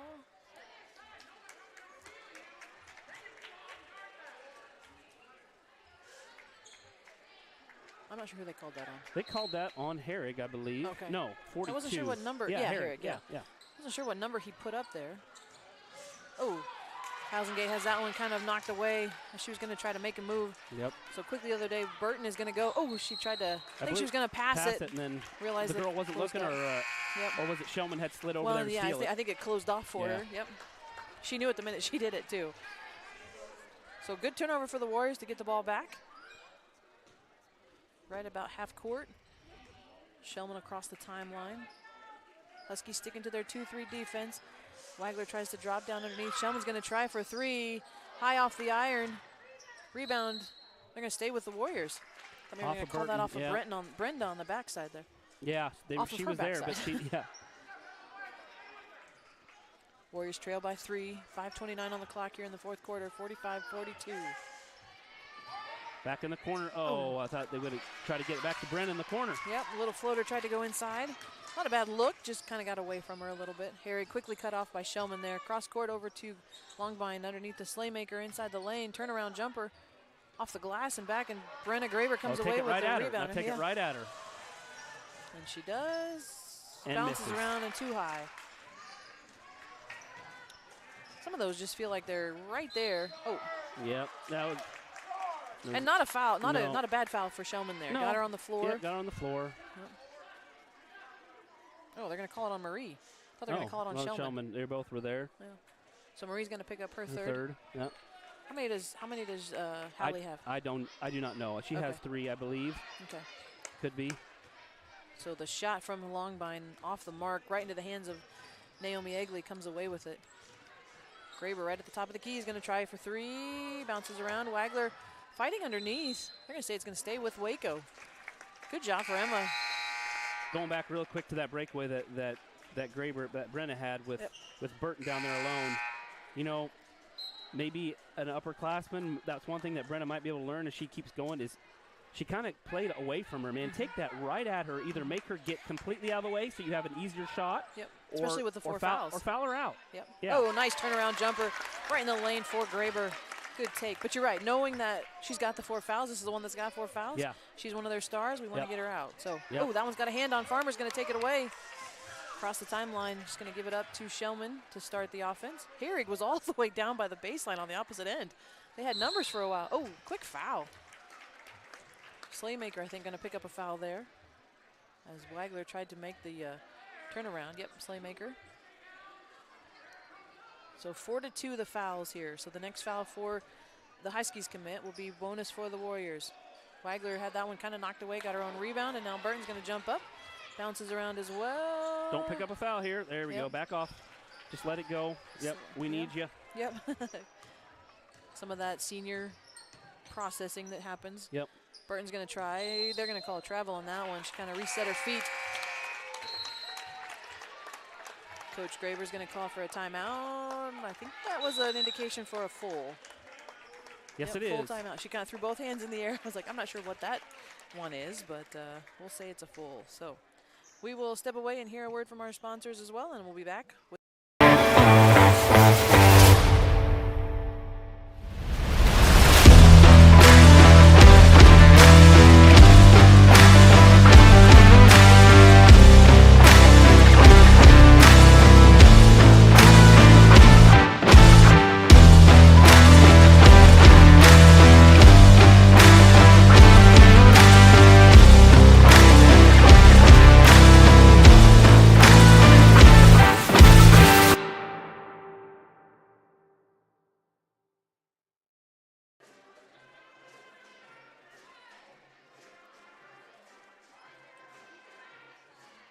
So the Warriors back to within one, 45-44. Under 5 minutes here in the fourth quarter. We come back out of the timeout. Waco will have the ball almost 3/4 of the way down to the floor. So they've got about 3/4 of the floor to cover. So, Coach Leakty, what were you saying in that timeout? I don't know. No. What was I saying? What would you think Graber was saying, I guess is Oh, what I'm I'm sorry. saying. Yeah. I'm sorry. That's all right. I think just resetting things, saying here's what we want to do on offense, you know, continue to play in the lanes on passing lanes on defense, but recognize those three-point shooters. The ball rolls way back to the back of the stage there. Oh, there it goes. Okay.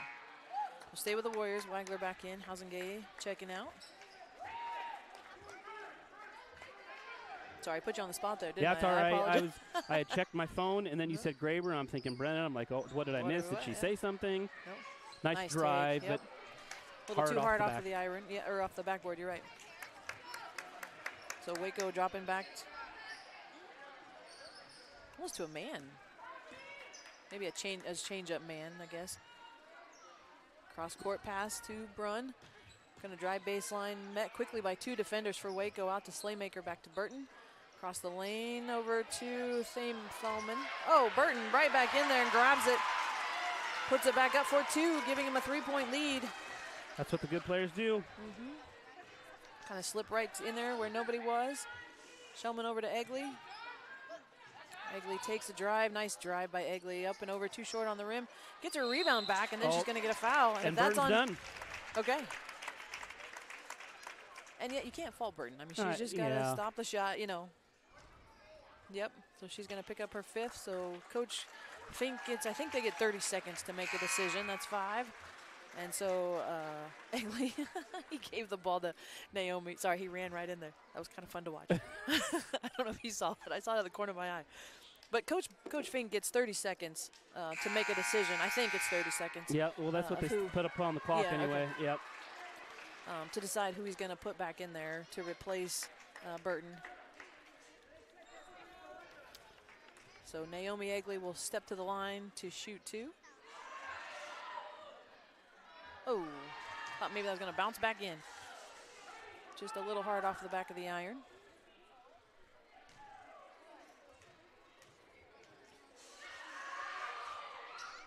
That one falls. So the lead is down to 2. And again, Highland's got to regroup without their senior leader out there. Yep. So Waco keeps on the pressure. Nice job by Brenna. Brenna. And Herrick tried to save that one. I don't blame her there, but it's going to roll off her hand and be back to the Warriors. So often I've noticed in these girls' games, they try to pass over. And if you get someone who will jump, like Brenna, or and so you just have to be better at ball fakes. Yep. Fake up and go down. Yep. So often those balls get tipped or knocked out.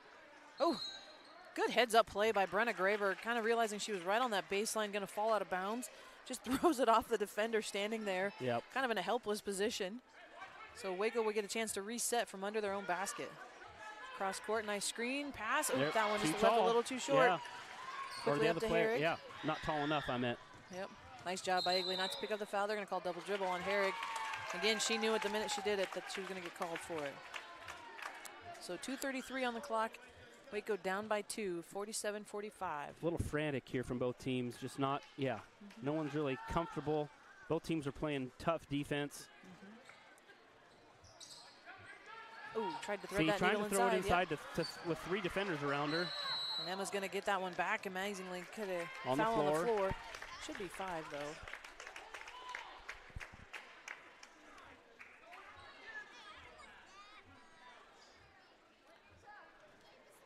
Blue 10. But we're in the bonus, and there's another. Okay.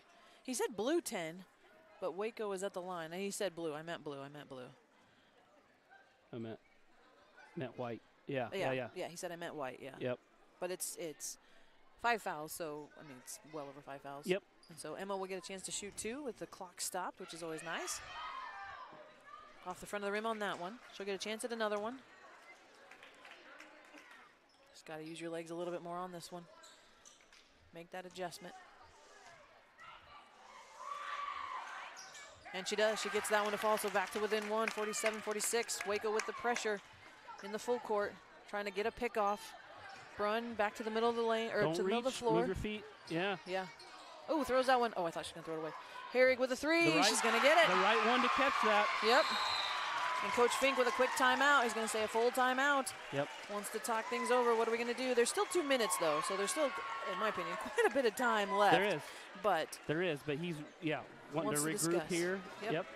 Full timeout. Yep, so we'll take a full timeout here as well.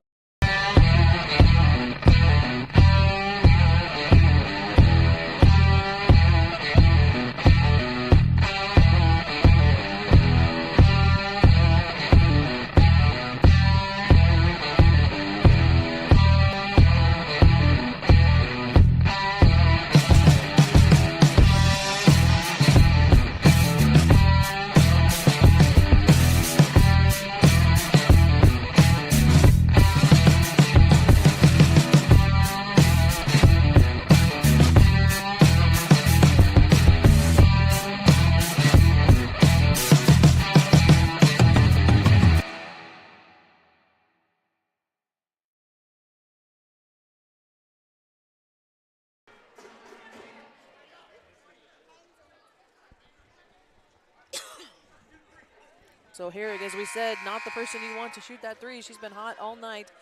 Waco's going to have to figure out a way to find her immediately, especially with Burton out. She kind of becomes she's the their focal shooter. point right now. Yeah, you gotta force one of those other. They have 2 freshmen in the game right now. You got to force somebody else to take the tough shots. Graber thought she was going to dump underneath the Wagler, back across over to Egley. Keep driving it Brenner. in. See, can't force that into her. Brunn underneath. I think they're going to call travel on that one.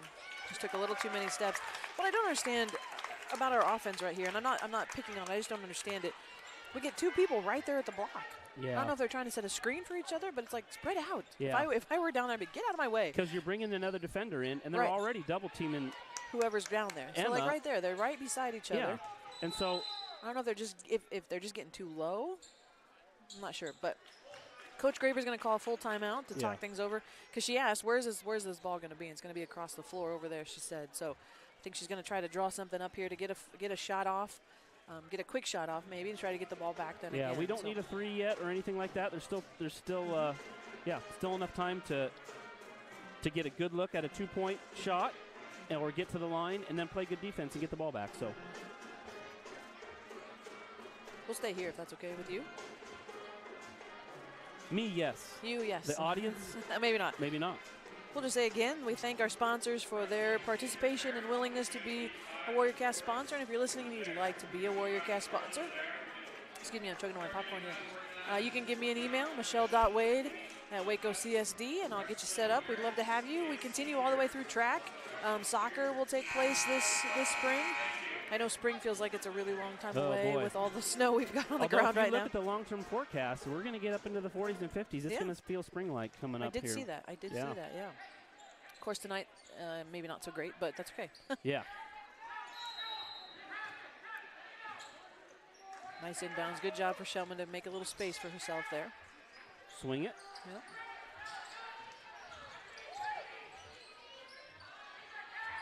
Over to Shellman. Drive the lane. Nice take. Into the lane. And it falls. Oh, and they're going to call a charging foul on that one as well. Again, I think a player control. Yeah, well, I think that girl was set, too. Yeah. I mean. She was kind of right there. Yep. She was right there waiting for it. She did a great job of driving around the first one, but there's that second defender was there waiting. Yep. So a minute left. Now Waco does have some work to do here on the defensive end. Down 4 points. Got to get the ball back. Oh, let it underneath. That's all right. Make her earn it at the line. That's right. Not a bad take for Naomi. Yep. That might be her 4th, though.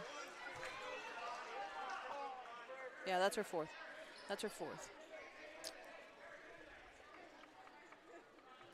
So under a minute. And Slaymaker will step to the line to shoot 2.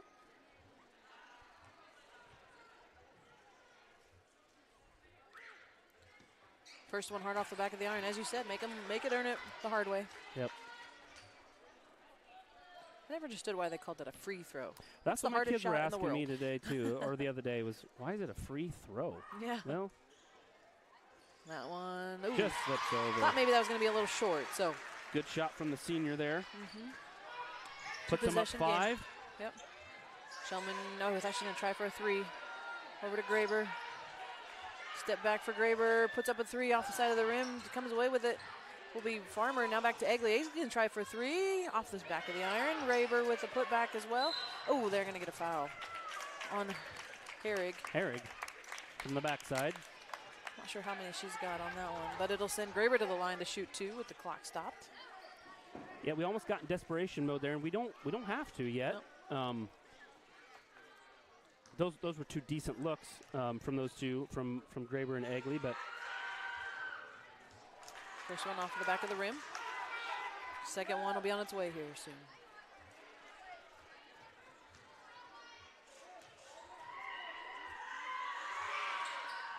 That one falls for Brenna. And now definitely the pressure from the Warriors. Almost the face guard. Try to pick that ball off, get it back. Long bind into the lane, across now to Brunn. Oh, she wanted to shoot, but the coach said she no. did. Oh, and it's going to get picked off by Graber. She's going to go in. Again, find that foul. There we go. Nice shot by Brenna Graber. Didn't get the foul called, but she got the 2 points. So back to within 2. 51-49 the score. Shot clock will be off with 23 seconds on. 30 seconds timeout here. We'll stay here. Coach Fink frustrated at that offensive set. Yeah, it's too bad for them. They had yeah, go ahead. They were essentially trying to run the clock They out, were, I think. And yeah. then, that pass. They had the pass. They told her not to shoot. Yep. And the pass got picked off by Graber, who read that instinctually almost. Yeah, knew she that did. was coming. Now, you feel bad for Brunn there. I mean, she had the look in her eye like, I'm going to launch this 3. And then right at the last minute, coach said no. Yeah. And then I think she was a little bit flustered, went to pass, and Brenna read that. Yep. Brenna Graber read that and took it.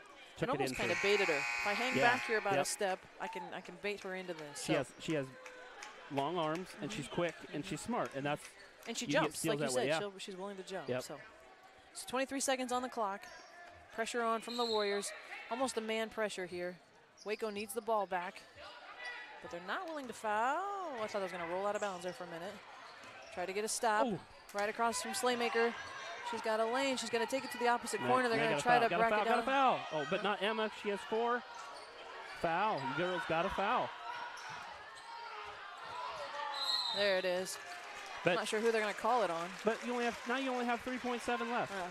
Yeah, foul right away. Stop that clock. Yep. And that's tough. I don't know what coaches told them in the huddle, but these end of game situations, there's just a lot to think about. And if you're the one with 4 fouls, like you saw Emma back off a couple times. Because she knew it. Yep. But yet in that situation, sometimes you got to just sacrifice that to save time, on the clock. Unless you've been told specifically, not you. Don't you foul, Right. But yeah, you're right. And, because and we now don't know. Egley, that was Egley's 5th. Right. She's one of our outside shooters. It's going to come down to that now with 3:7 left. But now we force Slaymaker to make that from the free throw line. Yep. So she's got a chance to put the game away here if she can put them both in. No. Misses the first off the side of the rim. And Coach Graber says, I want a timeout to discuss some things. She's got a full. That's all she's got. So Waco was in this position, similar. We were down 3 against Columbus the other night. Okay. On Friday. Friday. Yep. Friday night.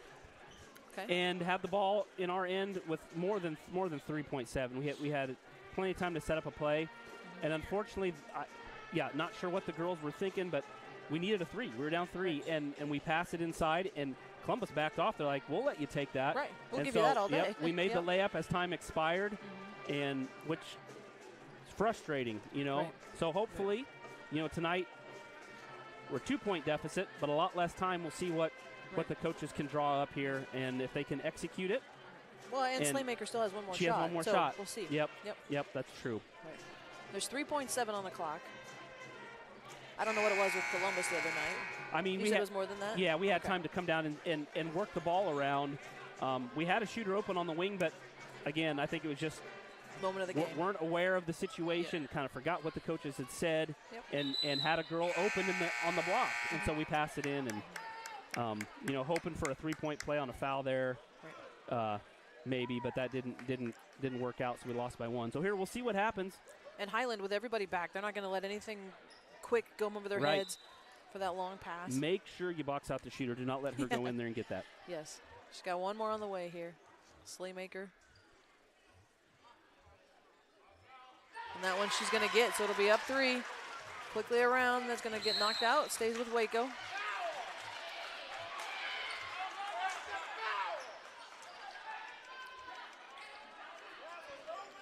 So same thing, kind of at the end of the halftime.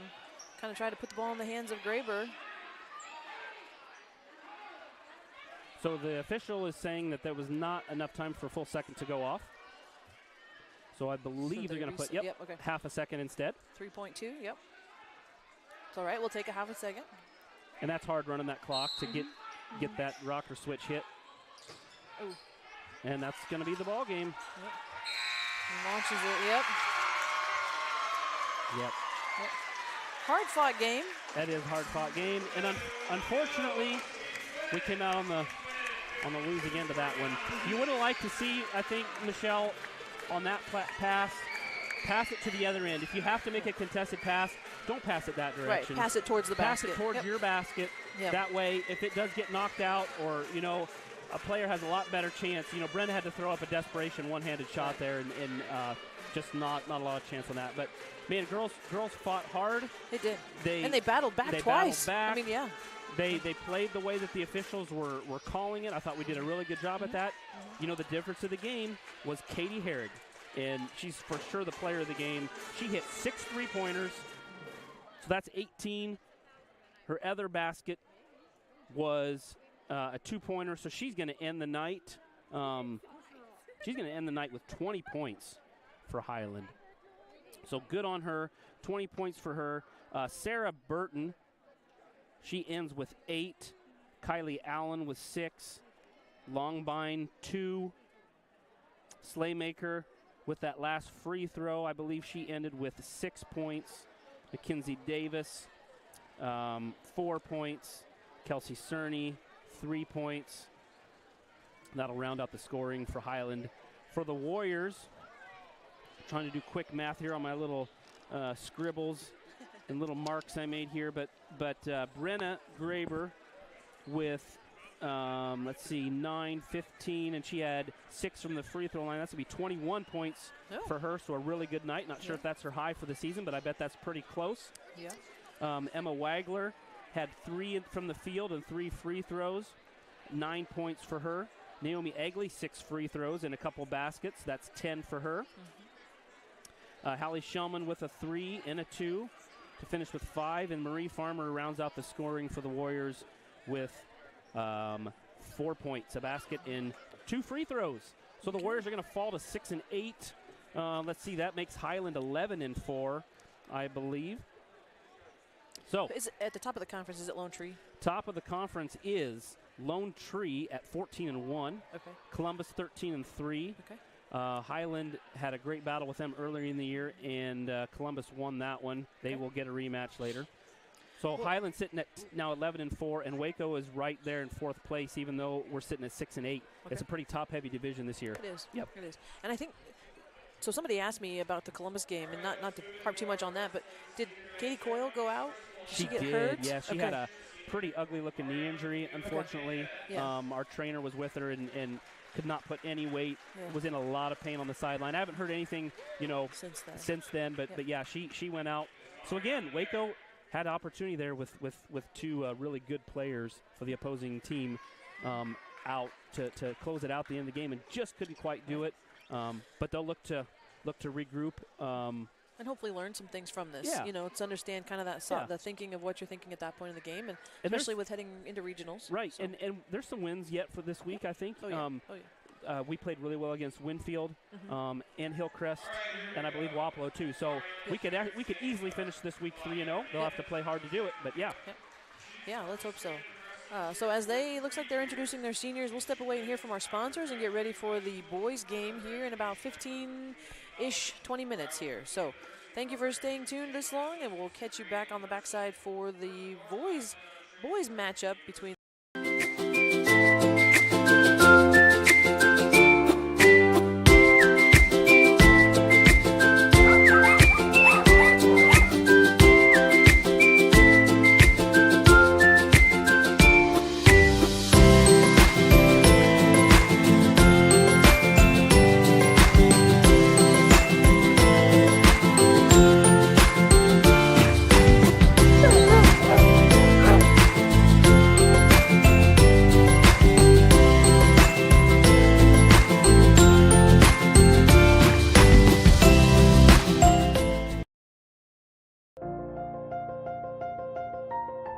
Everyone serious about lawn care knows it starts with two things: the expertise and the equipment to do the job right.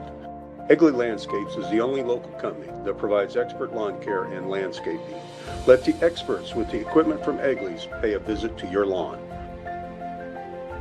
Our horticulturists have the knowledge to guide you through a lawn care plan, and they won't sell you services you don't need. Egley Landscapes has the knowledge and expertise you can trust to revitalize the landscape of your home or commercial property. Egley Landscapes. Check us out online at egleylandscapes.com. The culture at West Liberty Foods, it really is doing the right thing, even when people aren't watching you. Our principles are set based on a farmer mentality, and that's hardworking, that's community-based, and being good stewards of the land. It's being loyal to your team, it's taking care of your team. I think as an organization, that's another thing that makes West Liberty Foods really successful, is that commitment to others. Find your next career at West Liberty Foods. Visit careers.wlfoods.com.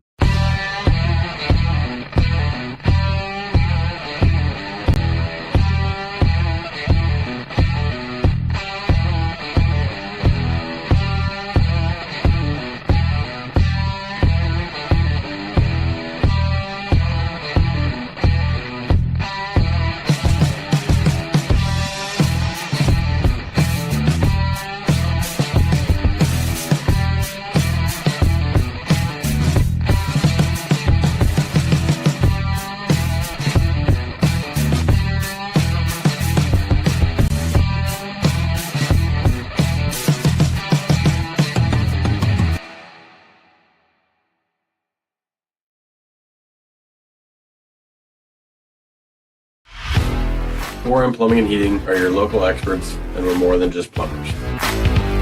As a family-owned and established business, we know what it means to give good service. Our plumbers are highly skilled and ready to tackle anything you need. We've been serving communities around Iowa for 5 years now, and there's no sign of us slowing down.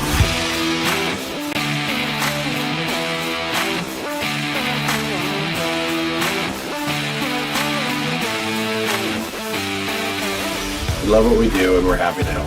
Give us a call at 319-591-1551.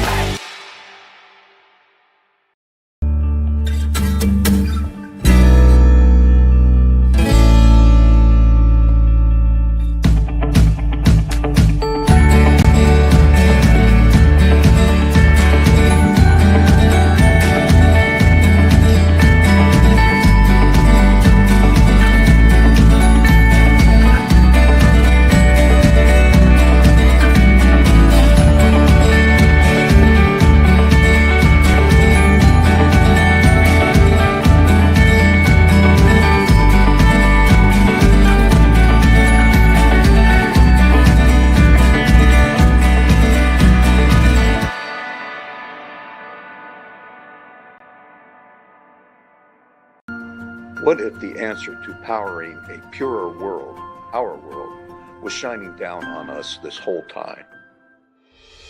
All we have to do is unleash its infinite power. Our goal here at EPO Energy is to unleash the infinite power of the sun.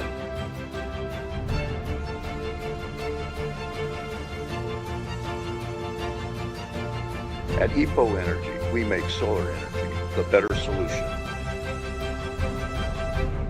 EPO Energy, unleash the power.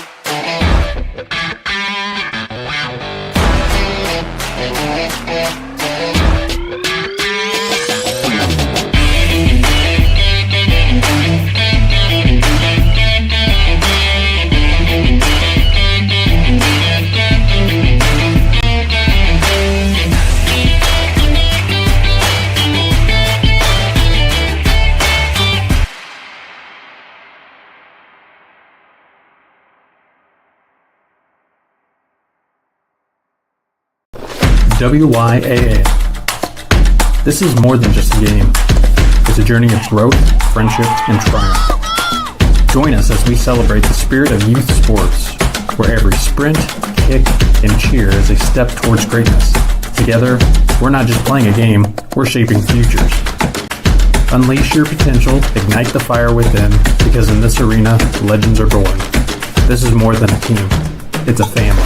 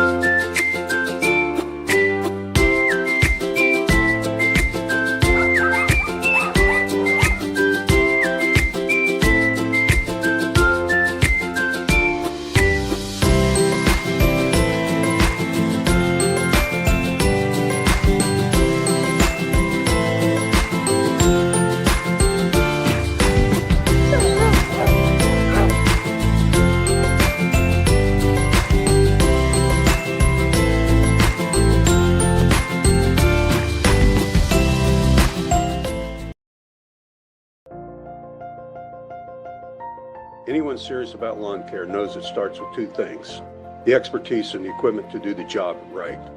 Egley Landscapes is the only local company that provides expert lawn care and landscaping. Let the experts with the equipment from Egley's pay a visit to your lawn. Our horticulturists have the knowledge to guide you through a lawn care plan, and they won't sell you services you don't need. Egley Landscapes has the knowledge and expertise you can trust to revitalize the landscape of your home or commercial property. Egley Landscapes. Check us out online at egleylandscapes.com. The culture at West Liberty Foods, it really is doing the right thing, even when people aren't watching you. Our principles are set based on a farmer mentality, and that's hardworking, that's community-based, and being good stewards of the land. It's being loyal to your team, it's taking care of your team. I think as an organization, that's another thing that makes West Liberty Foods really successful, is that commitment to others. Find your next career at West Liberty Foods. Visit careers.wlfoods.com.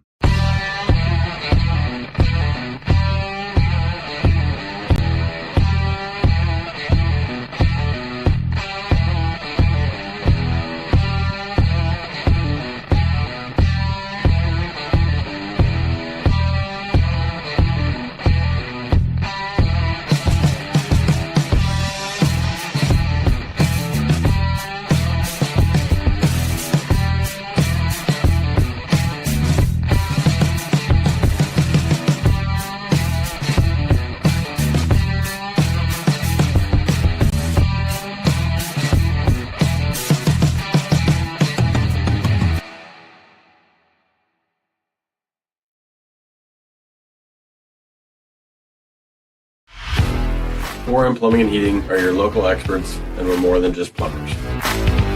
As a family-owned and established business, we know what it means to give good service. Our plumbers are highly skilled and ready to tackle anything you need. We've been serving communities around Iowa for 5 years now, and there's no sign of us slowing down.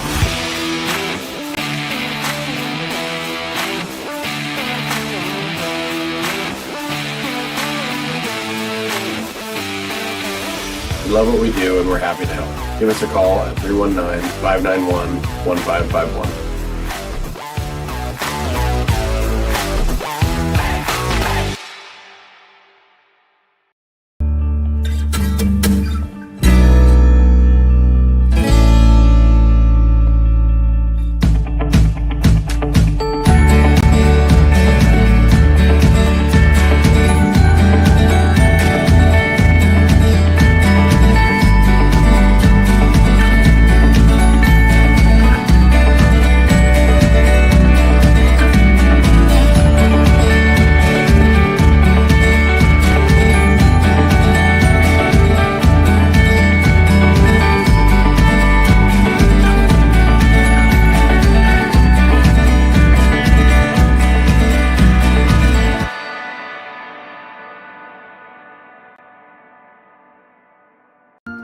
What if the answer to powering a purer world, our world, was shining down on us this whole time?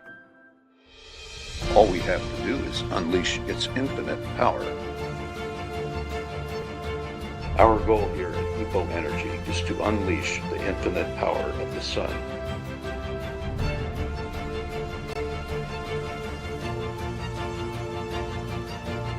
At EPO Energy, we make solar energy the better solution.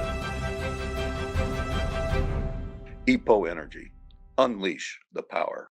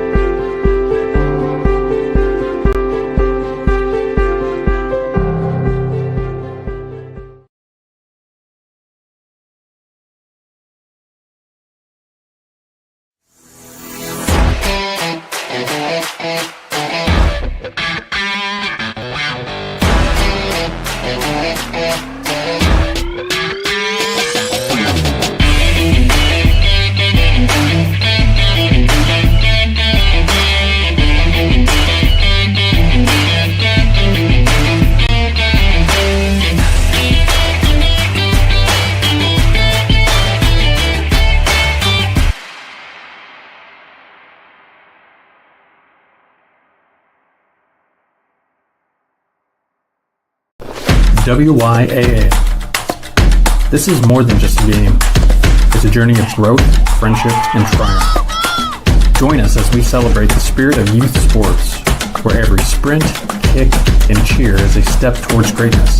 Together, we're not just playing a game, we're shaping futures.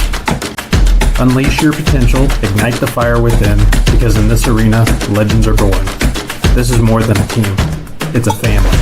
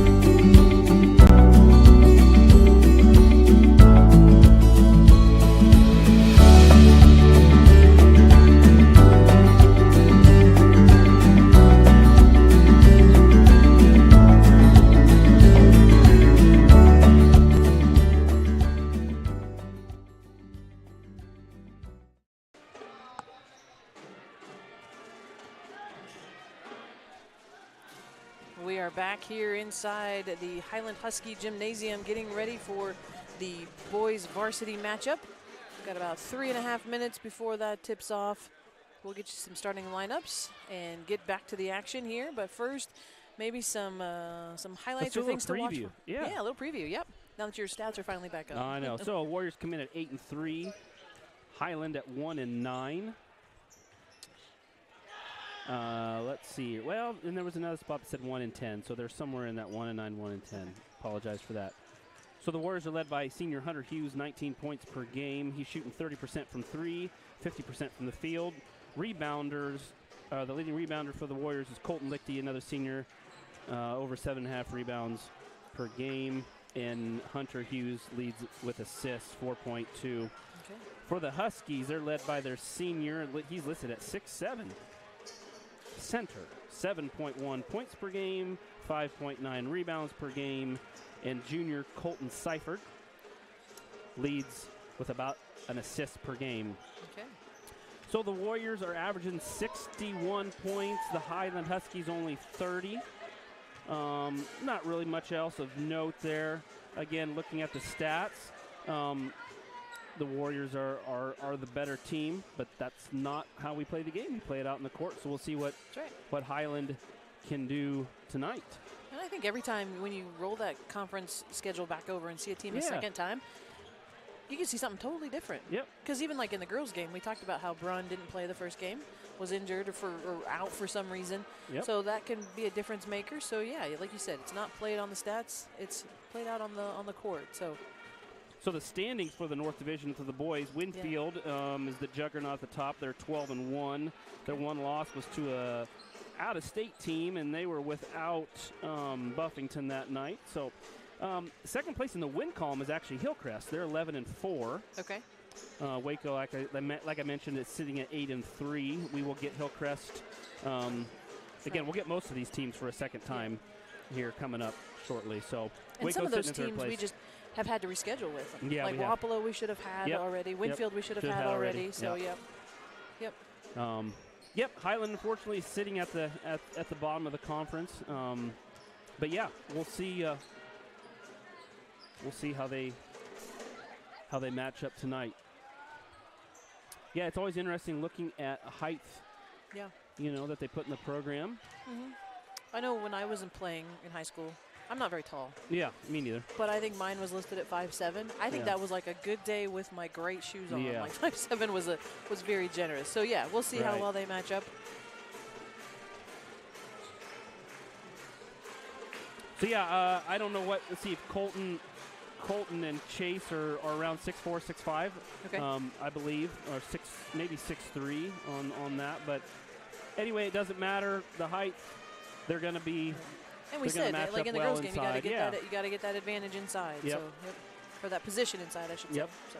So freshman Isaac Egley for the Warrior boys has been playing usually one of the first off the bench.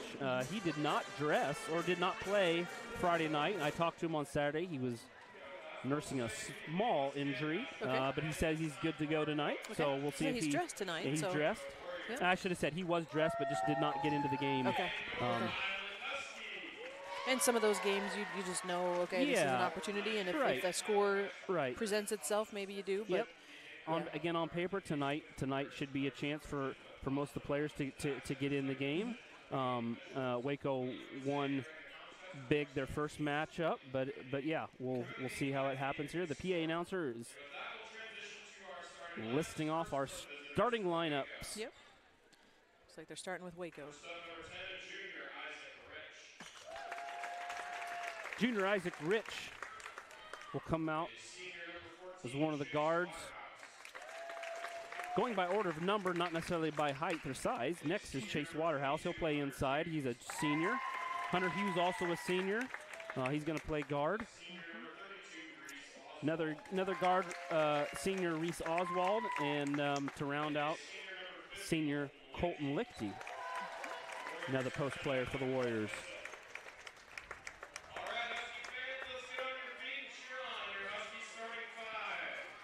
Now for the Highland starting five.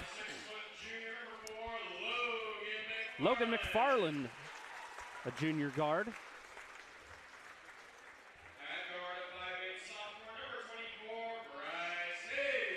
Bryce Hazlett, sophomore, starting guard.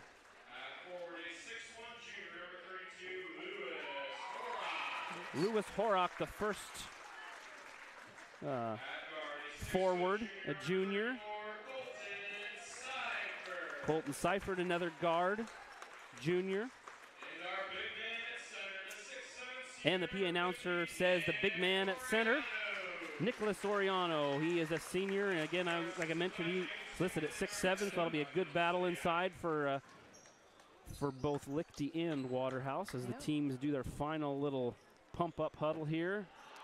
Can I just say that yes, you can. Colton Seifert has probably the most epic mullet I've seen in a really long time. It's got some curl to it. It is a great one. It's really well trimmed. Yep. These kids and their mullets, I tell you yeah. what. So Coach Kissel with maybe a few last words here to discuss.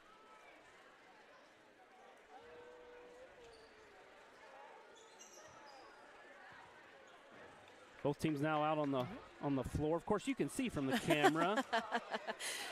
Nicholas Oriano tried to shake Colton's hand, and Colton's like, no, you're going to face him, not me. Not jumping against me. Waco in the road blue. Yep. The Huskies in their home white, trimmed in red. They're making him tuck his jersey in, tuck Hunter's shirt in. Here we go. And then didn't give really time to set, but we got the possession anyway. Hunter quickly away with 3. Hard off the back of the iron. Tried to box out. Coming away with it will be Lewis Horrock.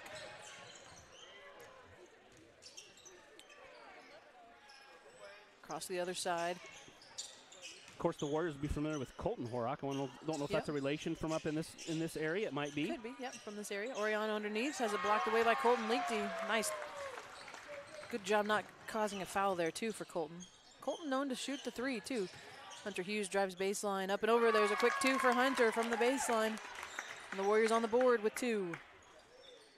Showing some pressure here from the Warriors. I thought maybe they'd drop back, but Isaac Rich, he's just a player that I have enjoyed watching come along. Colton, nice job with a hand on that one. Tips it away to Chase. Hunter Hughes ahead to Oswald. Oswald dumps underneath to Waterhouse. Good decision by Waterhouse. Kind of muscles his way in. Gets an easy quick 2 for himself there. Kind of create a little space there. Yep. Didn't get called for it there. It was subtle enough. Yep. Hazlett into the corner. Has that one picked away by Oswald. Quickly the other way. And that pressure from the Warriors can be stifling. Yeah, when they get into that, and they're going to get a foul called against the Huskies. It's intense, and we've seen it cause major frustration for some teams to the point of players getting pretty upset. Yeah. So Logan McFarland going to pick up a first foul for the Huskies here.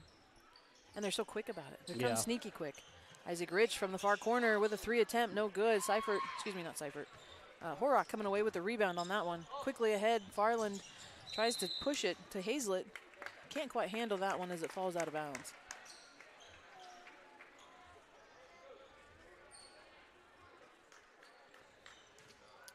Inbound from Lichty to Hunter.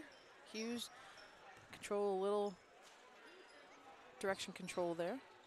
Oswald back to Hughes. Hughes underneath the Lichty in the lane. Jumper, from that left hand, just a little too much on that one. They're gonna get a lot of rebounds in there with Oriano, so the Warriors may not have a ton of second chance points or shots there, so they need to take advantage of that. That one just rolled right off for Colton Lichty. Tried to pass it back out to Seifert. That one knocked away. Back into the hands of Horrock.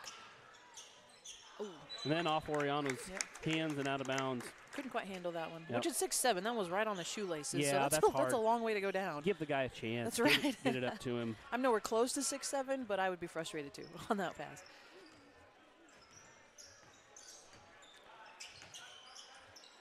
Lichty seeing what he's got. Hunter Hughes going to try for a 3-pointer. He's going to get it.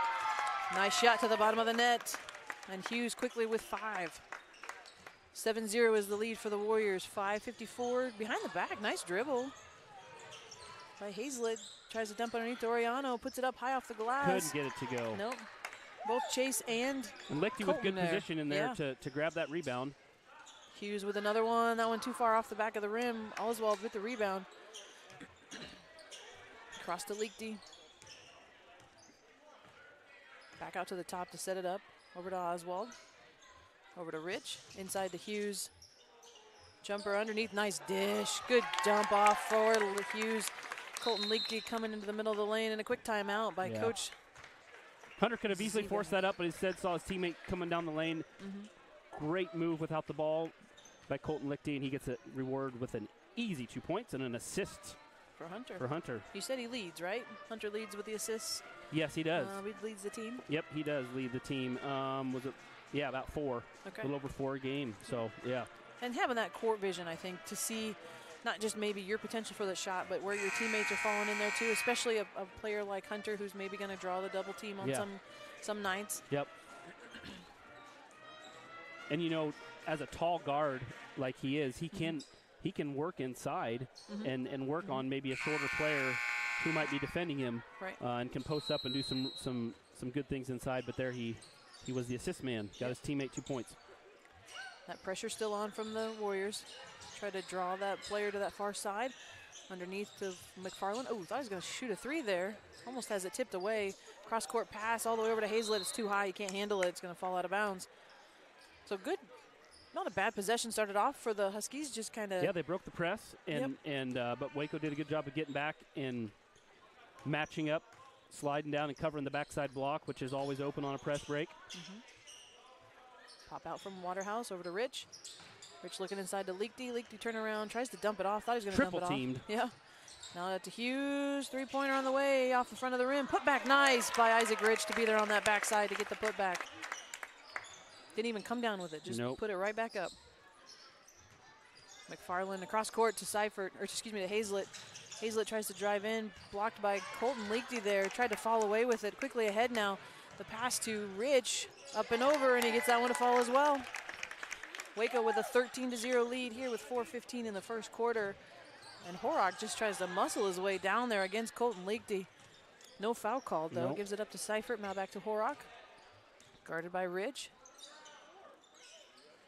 Over to McFarland on the far side. Rich coming over. Lets Colton Leakty drop back down to double team Oriano. Yeah, Waco's sitting in a zone, and they're collapsing back. Good hand by Isaac Rich there. He's sneaky with those. Yeah, he is. And he's quick, and he's ahead, and he's got another basket. And another assist for Colton Leakty. These guys run the floor so well, and if a team gives up those baskets, yeah, it's going to be a long night. Or gives up turnovers and lets Waco run, that's when they're at their best. That's what they like to do. They do. They like to run. Ooh, Horrock with a little elbow inside, but he gets the points. And onto the board is the Huskies, 15-2. Hughes coming down to see what he's got. Start the offense now. Cross court to Oswald. Ooh, into the corner, no look pass to Rich. Nice take by Chase Waterhouse. Good way to make some space. Tried to make some space. Had it knocked back. Hunter picks up the rebound.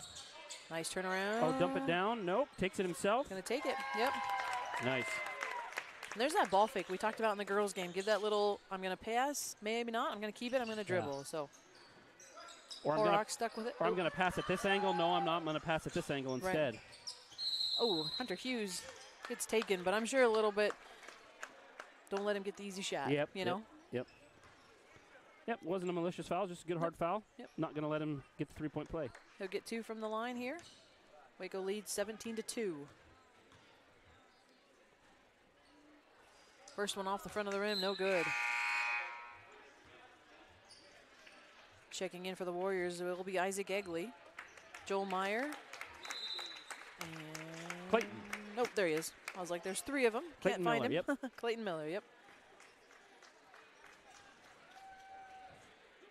Alex seems to like to call him Mason. Force of habit. I call him Josh, so why not, right? Hunter Hughes with a rare 2 misses on that one.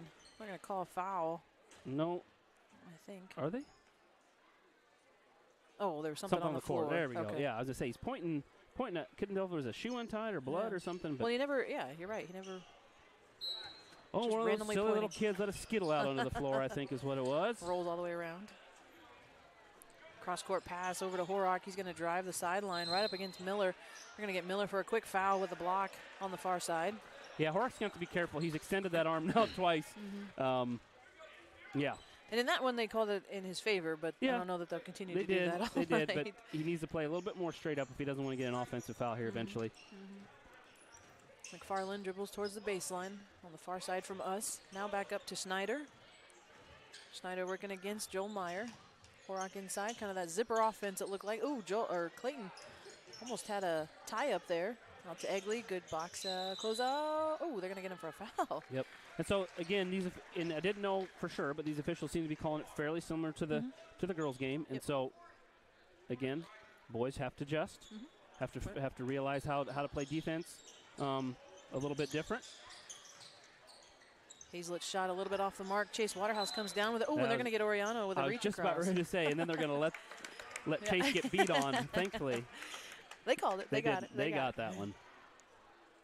I will say, these officials not necessarily swallowing their whistle, but they don't call it right away. They kind of let see, okay, did that really, almost make sure what they saw, they actually believe that's what they saw. So 2 minutes here left in the first quarter. Waco leading 17-2. Quickly across to Egley, down to the corner to Meyer, inside to Waterhouse, and Oriano going to pick up a second foul there. 2 quick ones on him. That's too bad. And, on that play, he just has to – don't do that reach around. Decide if you're going to be on the top side or the bottom side. Yep. And you have enough height. Right. And you can jump. Man, play behind Chase. Right. Play behind Waterhouse. Make him make a good move, and then, challenge with the block there. Right. Oh, and that one dumped right into Waterhouse. Just left it off the front just a little bit too much. Not enough pressure, maybe, I should say. Expecting more. Horak all the way down. Schneider down to the baseline. Tries to pass across. He does. McFarland going to step back for the three. That one's going to be too long and right into the arms of Joel Meyer, waiting patiently on the other side. Hunter, I thought he was going to have Miller there. He's going to drive to the baseline. Gives it now back up to Meyer. Meyer for the three-pointer. Gets that one. Nice shot for Joel Meyer right there at the top of the key. He made that look easy. He did. And it was no doubt. I mean, he didn't waste any time. Caught it, squared up, and let it go. He was going to get it. Yep, you're right. Pass ahead now to Horak. Quickly triple teamed almost. Gives it up back to McFarland. Almost picked off by Egley there. How quickly they close in on that, too. Yeah, they do. Schneider back to McFarland. Cross court. Hunter Hughes going to pick that one off. He's looking to take it all the way in. Little dribble fake, turn around. Ooh, they're going to call a blocking foul against McFarland. Tried to get that player control, kind of that charge in a sense. But fifth foul, so he's going to be shooting. Yep.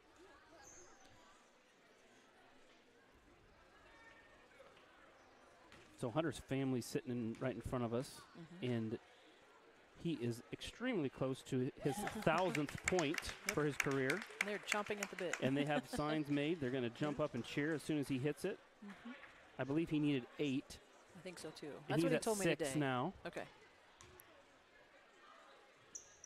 And 7. So it's 7 there. And now he's going to get a break. He's going to come out. He's going to get a break. The sign holders and screamers are going to have to wait. I'm not sure Grandma Deb is happy about that. Yeah. It's all right. 55 seconds left here in the second quarter. Waco leading by 20, 22-20. Ooh, Highland sent too deep. Colton was playing safety. Good turnover there. Oh, kind of a double man jump ball there. Yep. Clayton Miller came away with it, but they're going to call it. Is it Arb? No, it's white. No, it's white. Okay. Yeah, they called jump ball. Yep. He pointed towards, I thought he was pointing towards his end, but he's saying, no, it's right there. It's where we're taking it out. McFarland into Hazlett. Boy, Hazlett we have trying to look ahead to Seifert. Go ahead. No, number 22, Aiden Havel. Yeah, Havel, I think. Another amazing mullet. I know, so they're really well. There's 2 in there tonight. Not an overly big fan of mullets, but theirs are well kept, I feel like. So yeah, looks good. You got to recognize it. It may not be your favorite, but when you see a good one, that's right. You recognize it. That's right. Oh, back to Hazlett at the top there. Tries to drive in. Good penetration into that center. Just turns it over just a little bit. Hughes ahead now to Miller. Turn around. Miller looking to see what he's got. Tries to dump underneath the Colton. There he's got him. Nice job. Oh, Colton just a little too far under the rim. Gets his own rebound. Up on the other side, and he gets that one to fall, and he'll pick up the foul. Good job, Colton Linky, sticking with that one. Yeah. He's a left-handed player, left-handed writer. Does a lot with his left hand, I guess, dominant. Yeah. But nice job with the right hand on the other side there for him.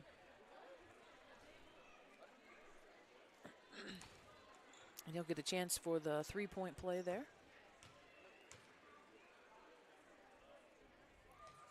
And left that one a little short. Yep. Yeah. Waco falling back off of that pressure. Their lead by 22, 24-2. Oh, Seifert just running into his own man there. Colton can play straight up here, and they pass it back out. 3 seconds on the clock, knock it away. I'm surprised they didn't call a kick on that one. Time will expire at 20 with Huskies with the ball in their hand. Excuse me. So we'll take a quick step away, hear a word from our sponsors, and be back ready for the second quarter in just a little bit.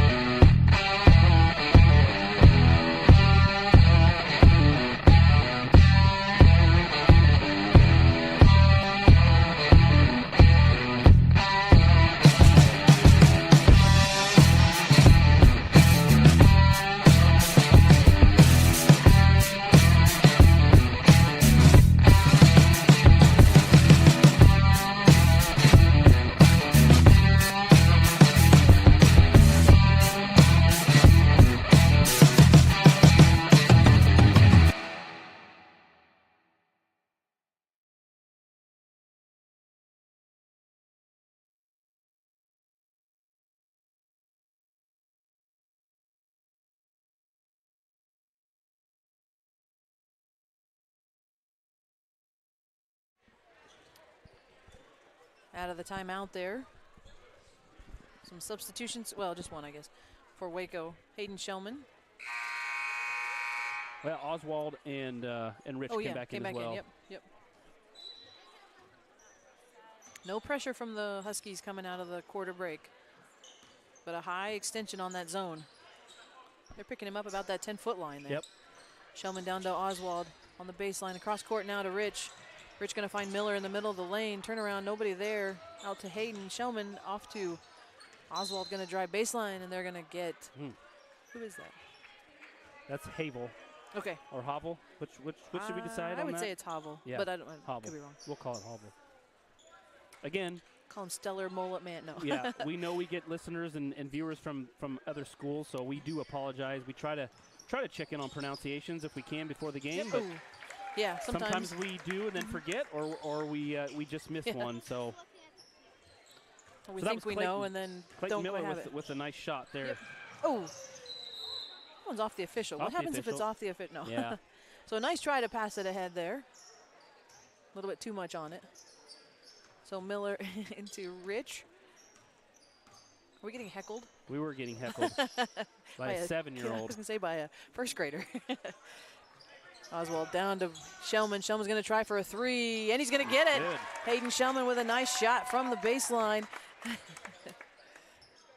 29-2 is the score for the Warriors. Here at the start of the second quarter, there's that forearm a little bit for Horrock. Seifert with the ball on the sideline. He's double teamed. Double teamed right on the edge. They're going to call him right on the edge and say it's out of bounds and over to the Warriors. I feel like every time he'd try to make that spin, he'd get a little closer to that line, it felt like. And it is hard because this baseline, these sidelines, don't have a hard black line. They don't. To drive that. It's just straight from floor to red. Yeah. So obviously they're able to do that. That's within regulations. Yep. Just have to know that's the line. Yep. Little back and forth between Shellman and Rich here at the top of the key. Dumped underneath in the lane. Clayton looked like he was going to shoot. Shellman's going to try for another one. That one's off and around. And Miller coming away with the rebound. He's going to get hammered on that one. I didn't see who the foul was on, though. It's going to be on number 20. Number 20. All right. That is Jacob Snyder. Freshman, 5'9" freshman. Okay. So Clayton. Oh, in and out. Man. Those are like build your hope up and then let you drop. Yeah. Man.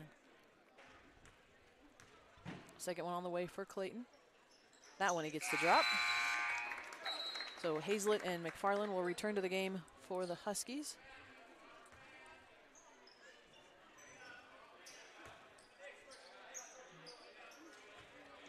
I was going to say, somebody else has to come off. There's only McFarland quickly, almost double teamed. Shellman right in his face on that one.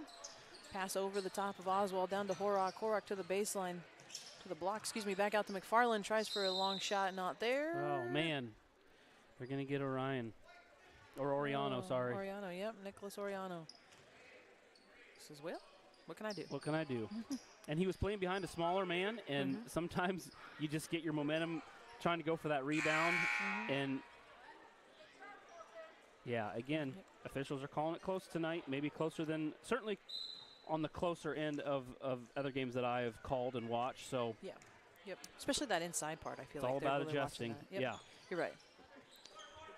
So Oriano will take a seat. Nice shot by Hayden Shellman. That's a second three for him. Yeah. Checking in will be Brody Miller for the Huskies. Quickly into the middle of the floor. McFarland now back out to Seifert. He'll cross the timeline with Hayden Shellman just right in his shorts. Colton Leakey with a hand on that one. Quickly ahead to Shellman. 2 points on the left side. Up and over too far. Rolls around. What'd he say?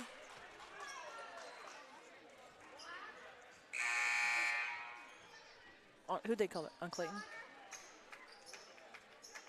They gave him the basket.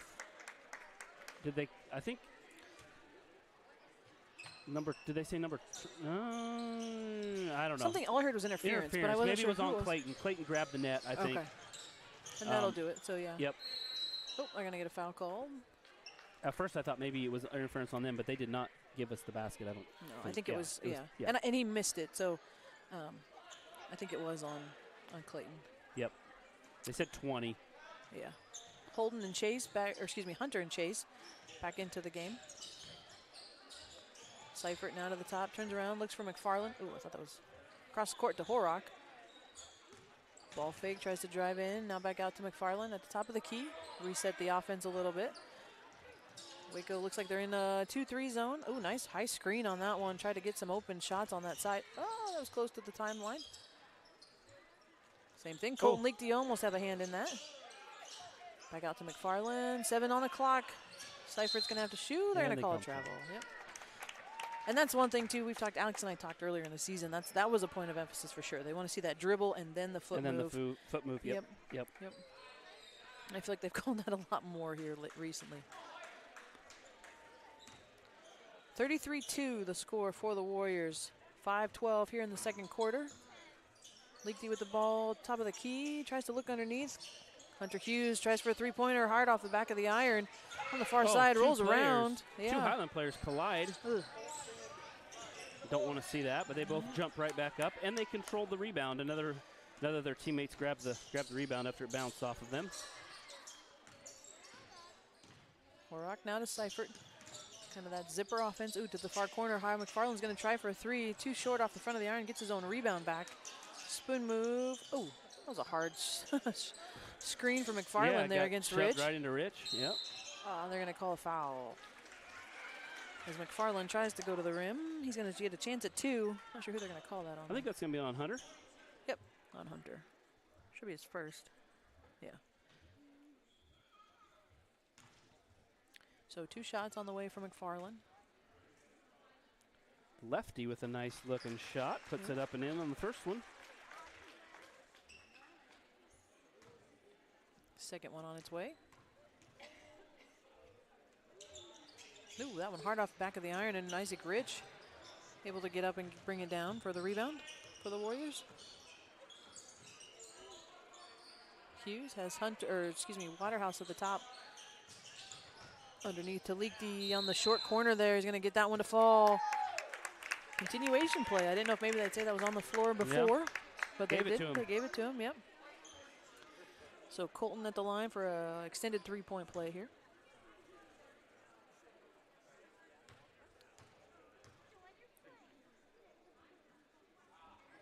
Ooh, that one. I think he knew that was off. I heard him yell, like, oh, that's off. A little far off to the right side. Seifert, good ball control. Hazlett, ooh, high off the glass, no good. Underneath was Miller. Get Oswald with the foul. Okay. Kind of coming over that. Over the top came in the back. Yep. Or over the top, then on that rebound.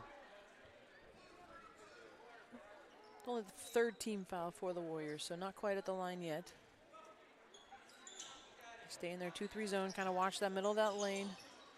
Out to Seifert, tries to dump underneath to Miller again. Tries to rook around Chase. Traveled. Yeah. Tried to make a good move. It looked like he knew what he was doing. So. Yep. He had Chase Waterhouse on him there and just shuffled a little bit extra.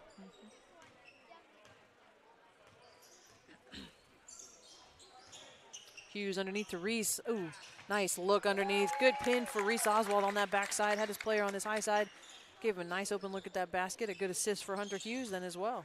Pressure back on from the Warriors. Horak across the timeline into the double team from the trap from Hughes and Oswald. Miller now over to Horak on the other side. Back to Seifert, back to Horak. Tries to control it. Hunter Hughes going to pick that one off. He's going to make a way for the layup. Must have got a hand on that one. He kind of lost control. Turnaround jumper, too hard off the glass. Second shot attempt, no good off the glass. And there he's going to get hammered by Seifert. And again, I think he knows how many points he has too, and he's trying to get that that 1,000th point to go. So he might have to end up doing it here on the free throw line.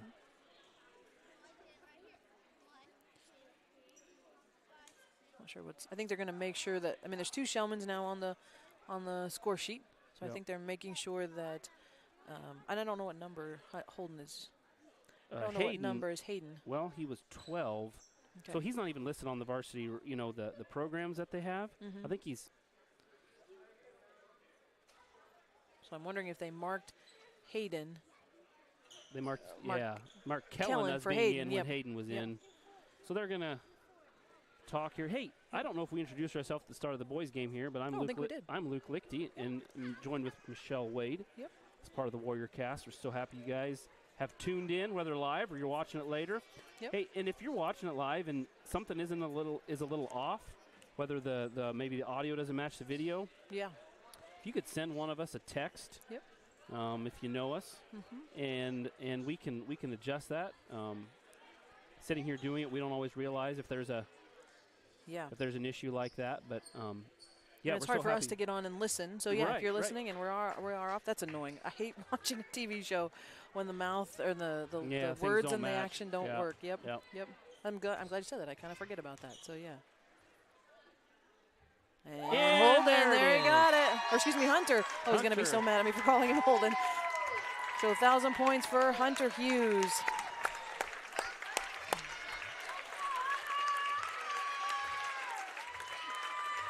And it's fun to see his classmates, teammates excited for him as well. Yep. Second shot on its way. There he goes. 1,001. Yeah. So big congratulations to Hunter. That's quite the accomplishment. That is. 1,000 points in a high school career. That's a lot. So quickly ahead. The Huskies don't care, however, so they're going to keep playing. Yeah, they are. And there, Isaac able to tie up with Brody Miller as Miller's on the floor. And the jump ball stays with the Huskies.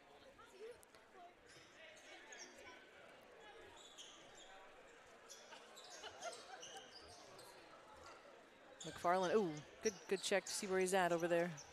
Underneath the Horak, ball fake, tries to go around Leakty, up and over, hook shot, no good. Leakty away with the rebound, ahead to Miller. Nope, sorry, over to Hughes. And that one over for a quick 2 as well. So 41-3, the score for this first half. Isaac, ooh, Egley almost got that steal away. Seifert now down to Hazlett. Back out to Horak. Gives it up to McFarland. Going to give a chance to set the offense now up to Seifert. With Kellen Shellman. They must have gotten that all straightened out. A little bit of a push there. And now Holden Hughes will check in.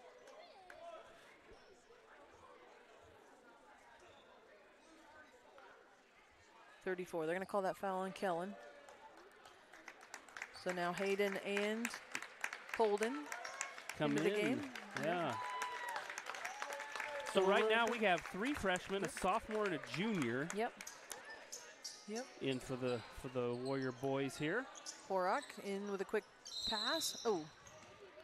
We're going to call a quick foul on that. Not sure who they're going to get. Horak. Okay, Horak.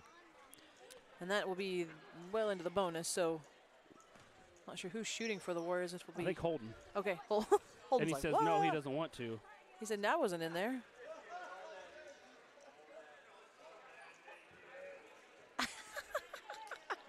Oh, holding. I don't know if I've seen that before. But I think he was saying I wasn't the one that was fouled, but I think he was, and then he just didn't want to do it. So he's the one that went up for the rebound. I'm going to give him a hard time about that tomorrow. Yep. So that one hard off of the back of the iron. Just needs relax. to take a breath. Yeah, just take a relax breath and put it up in there. Give it. You're you good do enough it every player. day. You put that you in. do it Yeah, every that's day. right. So second one on its way. Oh. Another one hard. That's a little bit more online, though. That was It was a online. little hard, Yep. but online. So 41-3 the score. Oh, McFarland in with the left hand. Just rolls around on that rim, and Miller away with the rebound ahead to Egley, who's pushing hard towards Shellman. Going to try for another three. Hard off the front of the iron. Oh. Snyder with the rebound. Seifert looked like he was going to maybe drive into the lane. He does. Nice dump off. Oh, And good a up nice and under. Oh, and it didn't go. Nice Jesse move. Thompson with a nice move up and under. Move. He's a sophomore also. Shellman again over to the other Shellman. He's going to drive to the baseline. Gets cut off. Miller now with a quick two, no good. Floats off the far side of that rim. That's his shot, though. He can make that. He's made a lot of those this year. Turnaround jumper for McFarland. Bounces around, no good. Man, there's like a lid on there. I know, and it's not like Highland's not getting good shots. They're just not falling. They are. They're getting really good shots, it feels like. Yep. Egley was going to quick look to Shellman on the other side. He's got Shellman's on either side of him. Shellman to Shellman. Cross court. Cross court. Drive a baseline again. Back out to Egley. Try to get it inside. There we go. Dump down or take the shot. Oh. But again, that's his shot right there in the middle of the lane, about the free throw line. He likes that. Under a minute here, 49 seconds on the clock. That's how that zone offense should work. You get it in there, and then either the defense comes up on you in that case, and he had Holden down low, but he was still open for the shot also. Yep. Kind of wrapped up there in the arms. I'm going to call jump ball. Yeah, jump ball. It'll go to Waco here. So they'll have the length of the floor with 39 seconds. So about 4 seconds off of the shot clock here for this first quarter. I thought the clock should have been running there. We're up more than 35, but does that? I don't know. I'm just asking. Does it apply in the first half? Well, so we were in that look. situation on Friday against Columbus, and I thought it was running. Okay. Or at least Alex said so, and so I'm going to blame him. Okay. if we were wrong on that. Okay. That's one of those Not rules. a big deal either way. No. Yeah. Yep. I mean, it is what it is. Shot clock is now off, down to 14, and it's going to be picked off by Kellen Shellman. He's going to run the length of the floor and get an easy, quick 2 points on that bucket. 43-3, so up by 40 here. 2 seconds on the clock. McFarland not even going to try, just going to hold on to it and go to the half with Waco a commanding lead here in this varsity matchup at Highland. We will take a break and hear from our sponsors again and be back with the second half action after.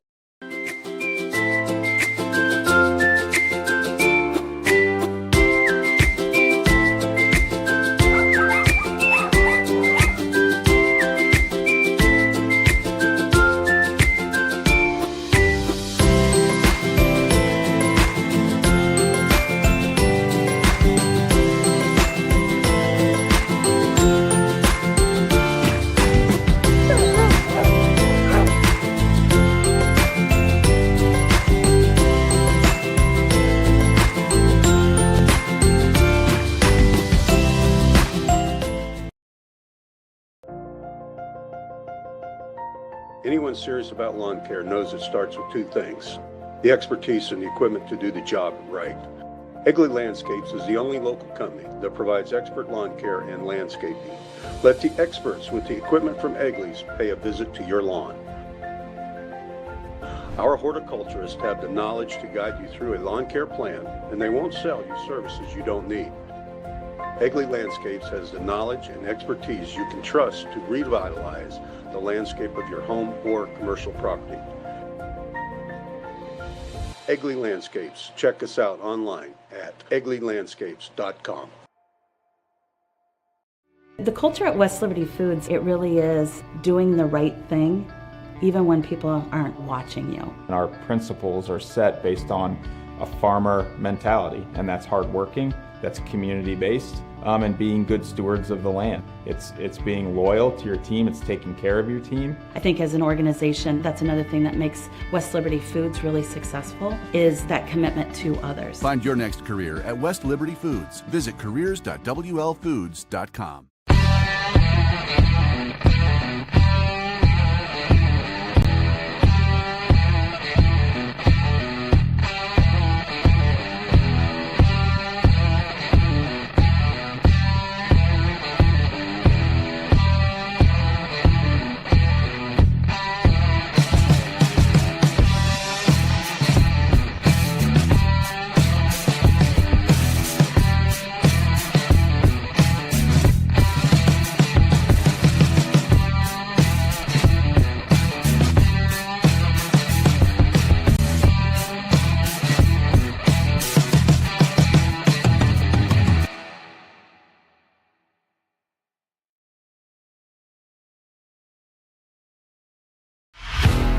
Forum Plumbing and Heating are your local experts, and we're more than just plumbers. As a family-owned and established business, we know what it means to give good service. Our plumbers are highly skilled and ready to tackle anything you need. We've been serving communities around Iowa for 5 years now, and there's no sign of us slowing down.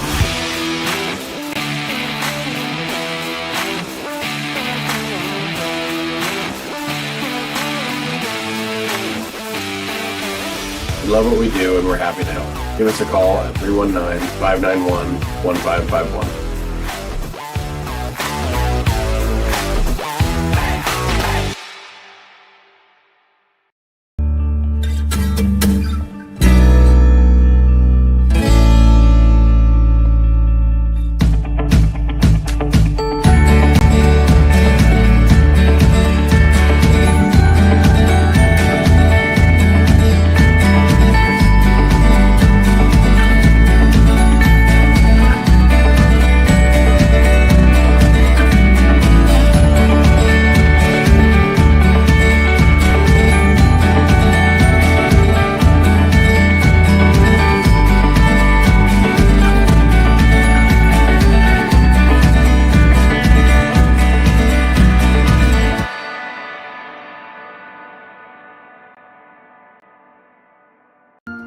What if the answer to powering a purer world, our world, was shining down on us this whole time? All we have to do is unleash its infinite power. Our goal here at EPO Energy is to unleash the infinite power of the sun.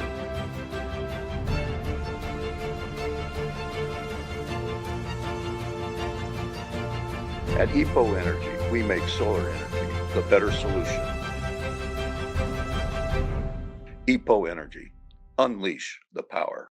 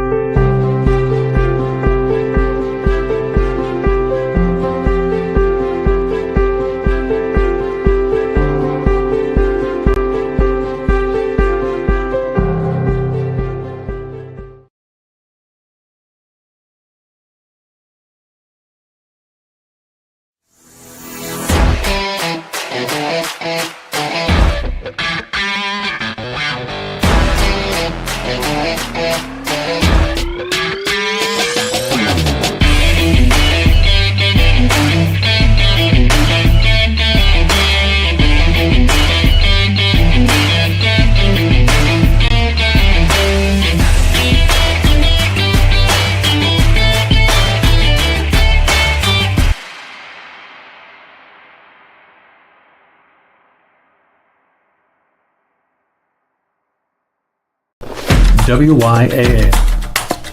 This is more than just a game. It's a journey of growth, friendship, and triumph.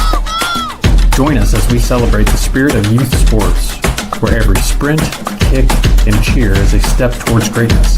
Together, we're not just playing a game, we're shaping futures. Unleash your potential, ignite the fire within, because in this arena, legends are born. This is more than a team. it's a family.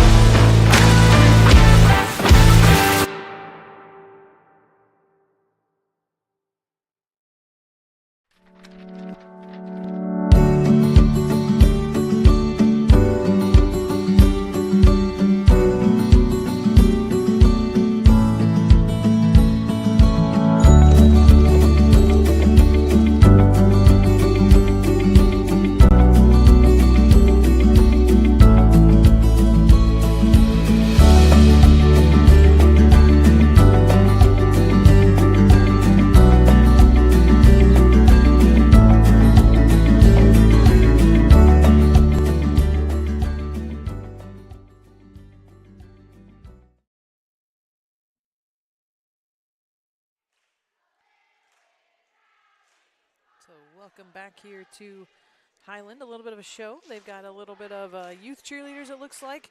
Earlier when the younger girls were out, your son said, hey, they're not going to get to see this. And I was like, you're right. They should have been able to see this. But Yeah. some of the younger kids, but they did stop the clock here at 3 minutes. So we'll have 3 minutes to warm up when they come back out. Oh, and we're marching.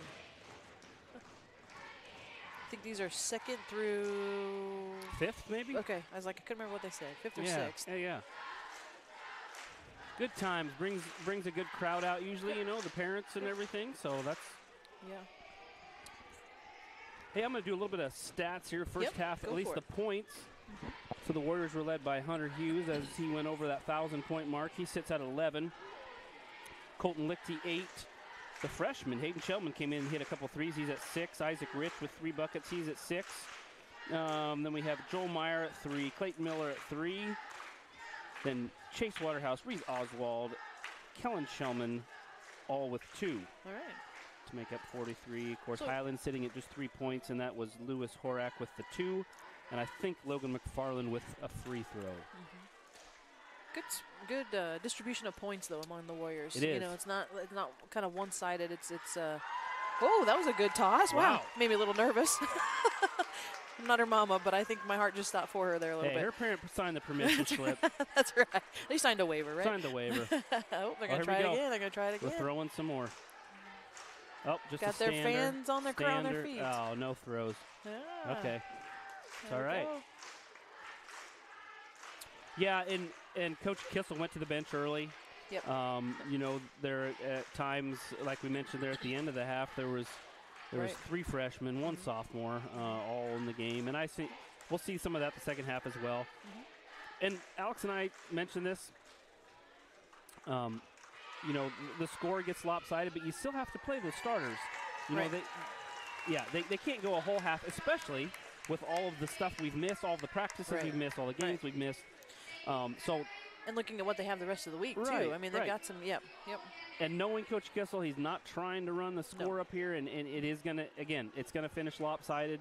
But the starters are going to play some. Right. But he does a good job, too, of getting those younger kids He does, in. yeah. Yep, you're right. Yeah. You're right. You can't completely ignore the starters just because of the score necessarily. So. No. But I don't, and I should have looked it up while we were waiting, but again, the clock should run. It will. Pretty continuous here Yep. at a 40-point spread. I think it's 35, and then it has to get to 25 to go back to so at 35. You think so? It I thought it was runs. just 35 was the mark either way, but I think if it gets down to within 25, it'll stop it'll running. stop. I thought if it gets under 35. Anyway, doesn't matter. It'll be. We'll let you know when it happens, but it'll. We'll watch it, yeah. Yeah. The only time it stops is timeouts and shooting fouls. Yep.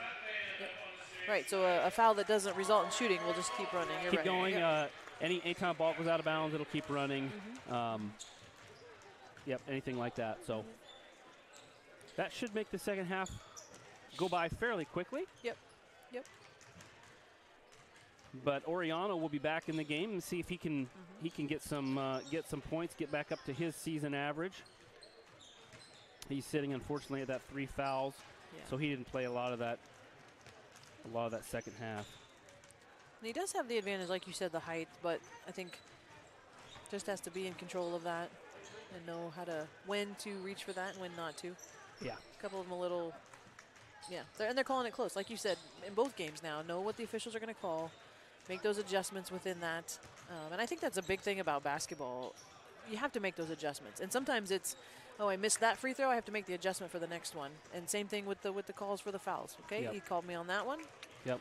Now I've got to know that I can't get that close to them or push that much. Right. We got a little pile up of the basketballs here. And I know, sitting beside some of the Warrior fans here during the girls' game, were unhappy with some of the calls, and you'll have that. But I thought they called a really good game. I thought they called it. I would much rather see a closely called game, right, instead of just letting things get so physical that then players end up getting frustrated and mad and potentially hurt. Especially at this point in the season, you don't want to see that. So right, and I've heard through third parties too.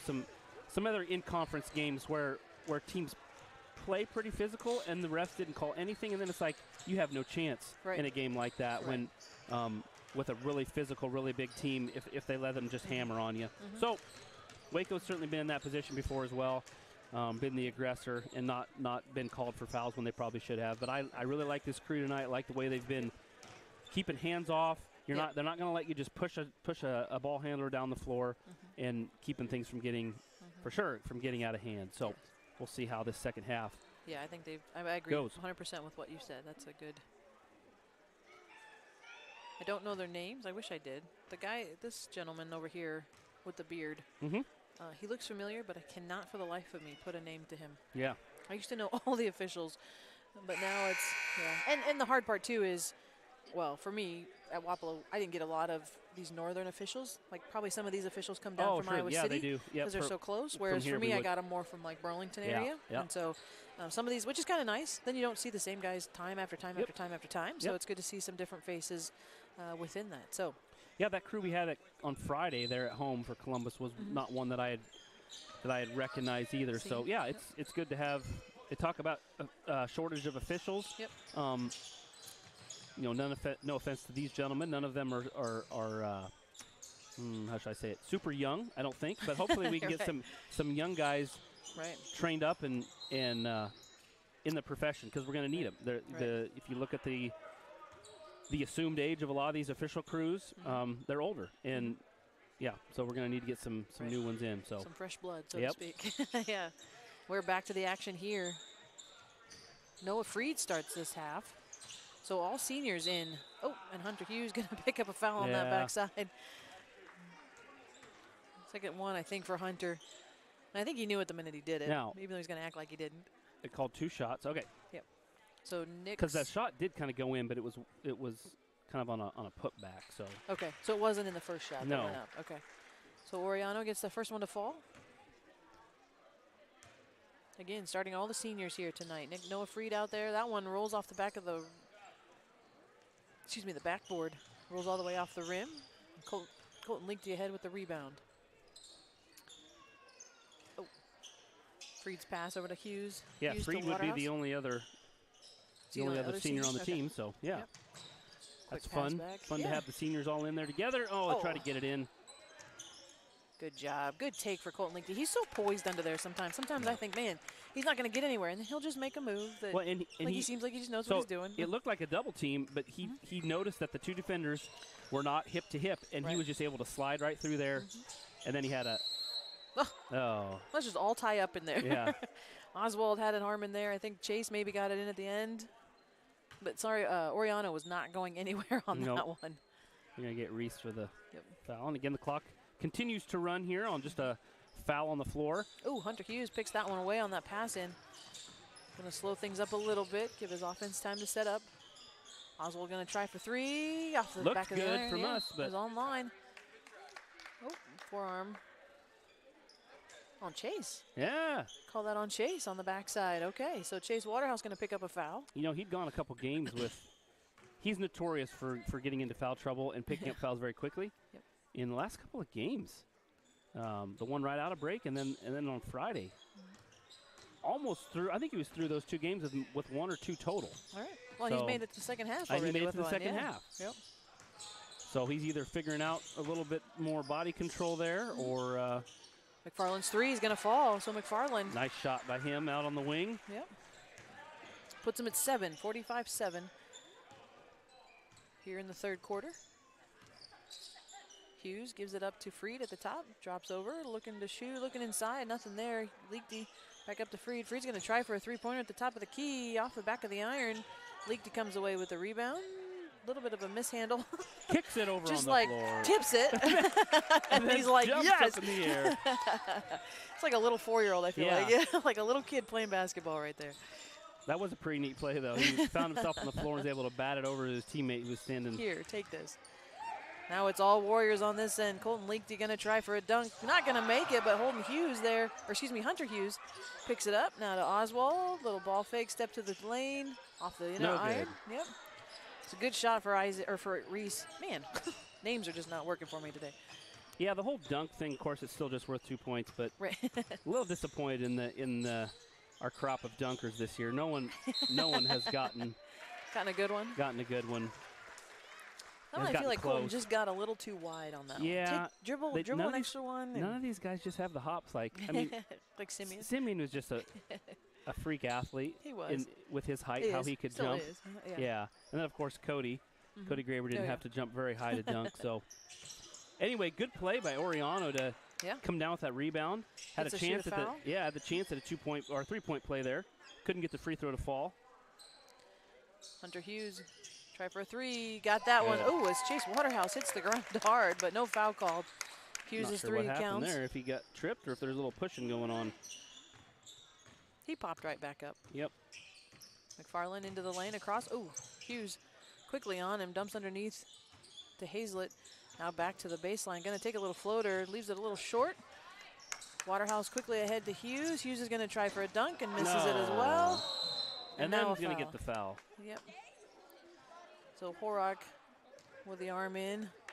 He got the rim, just lost the ball mid-range. Oh, and they're going to call a foul on him now. And so Horak will get to shoot 2. Yeah, they called a foul on Hunter. on the rebound. He was fighting for that rebound and hacked him across the arm a little bit. So I obviously can't dunk. Never have. Yeah. But Hunter looked right at his hand. Does that hurt? Yeah, I think it does.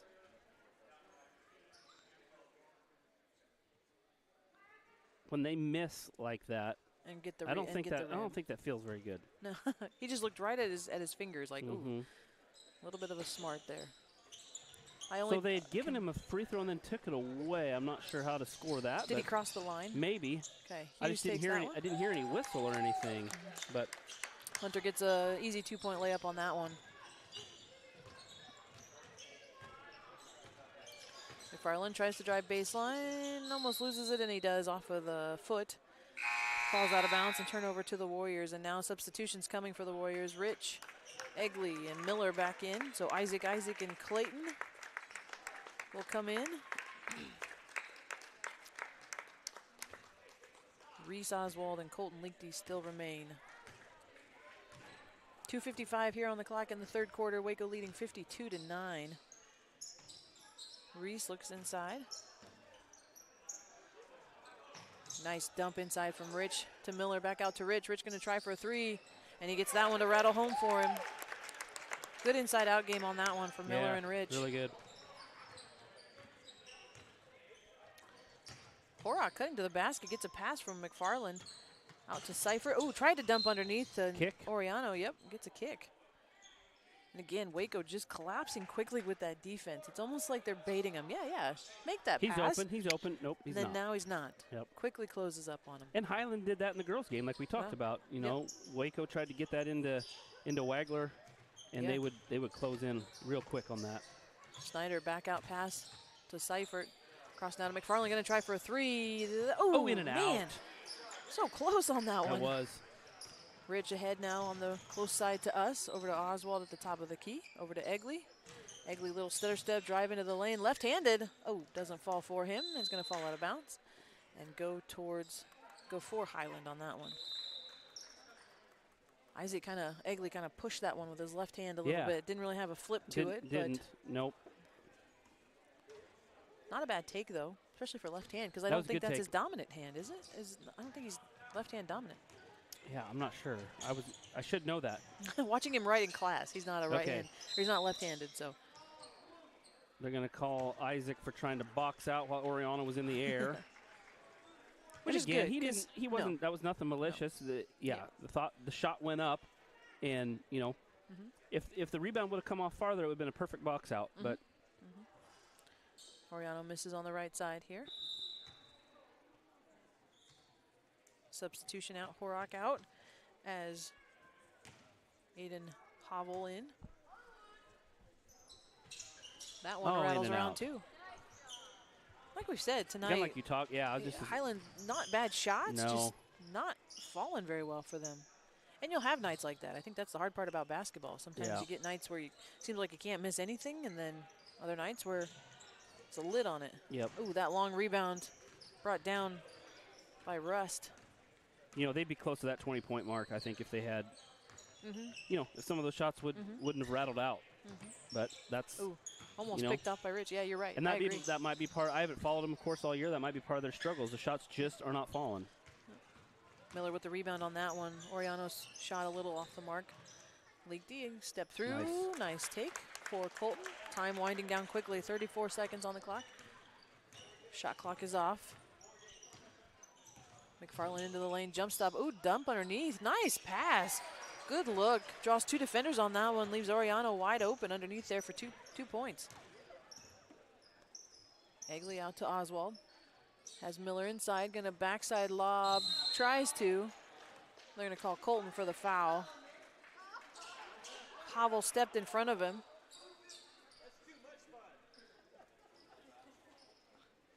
I don't know what Reese said. If he said something or somebody from the crowd? Yeah, no, Reese yelled something either at coach or at Colton.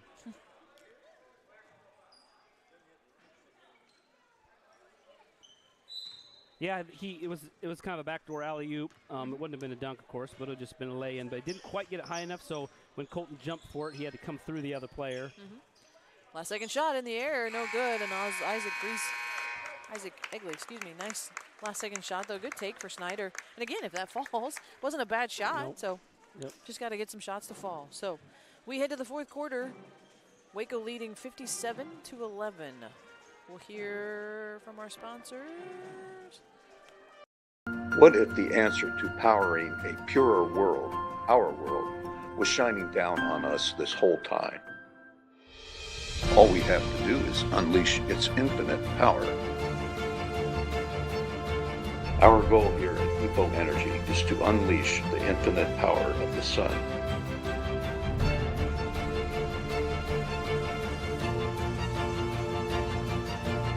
At EPO Energy, we make solar energy the better solution. EPO Energy, unleash the power.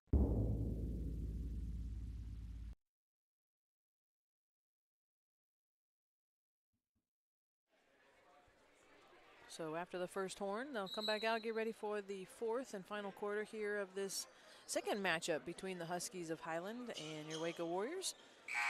Thank you to our sponsors for tonight's broadcast. We appreciate everyone that's a sponsor for us. And again, if you want to be a sponsor, you can hit me up, Michelle.Wade at Waco CSD, and I'll get you connected. We like having sponsors. Yeah, we'll spend even more time reading that list if we get more sponsors. Right. Yep. Quickly around, nice in and out. Isaac Rich with a three-point attempt off the back of the iron. Clayton Miller jumped for that. That kid can get into the air. Yeah, he can. And I've half joked with Alex about, if you look at our sponsors, we're fairly heavy on the trades. We got a lot of construction. We got a lot of plumbing. We got so I've said, I've said, man, where are our hairdressers? Yes, that's right. Where are maybe a grocery store? I don't know. Dollar So General. anyway, Yep. we could get some. If you're out there and you own a business that, yeah, we'd love to have you. And like we said, we go through everything. We will broadcast our track meets. Yep. We've got a couple. I don't know how many we have this year, but Track traditionally meets- we've got track about meets, four or five. We don't have live commentary though, right? It's No, just the no. Yep. At least we haven't. yeah. But you can watch it. You can watch it and you can Yep. see. And soccer games. We'll have soccer games with live commentary. In the past, last year it was Nathan Lugents did Yeah. quite a few of the games.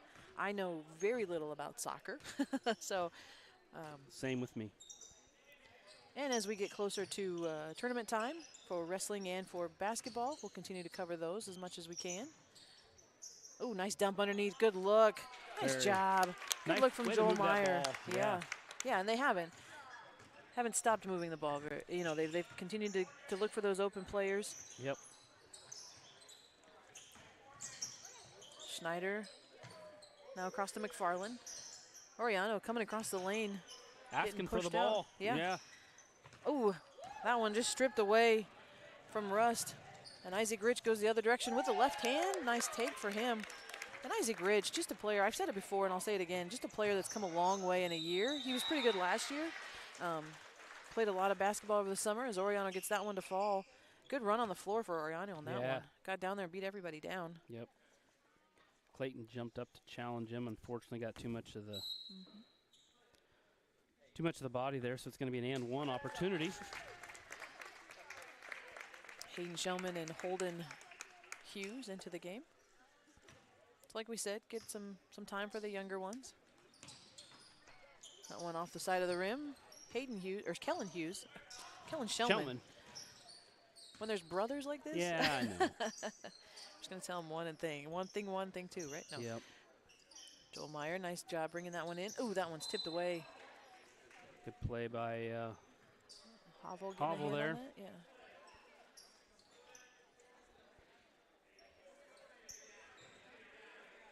Egley right in front of the bench here. Screen down. Holden pops out. Egley's another one I think that spends a lot of time in the summers playing basketball. He does. So. And he shot that one with his right hand, so I There think he you're did. right.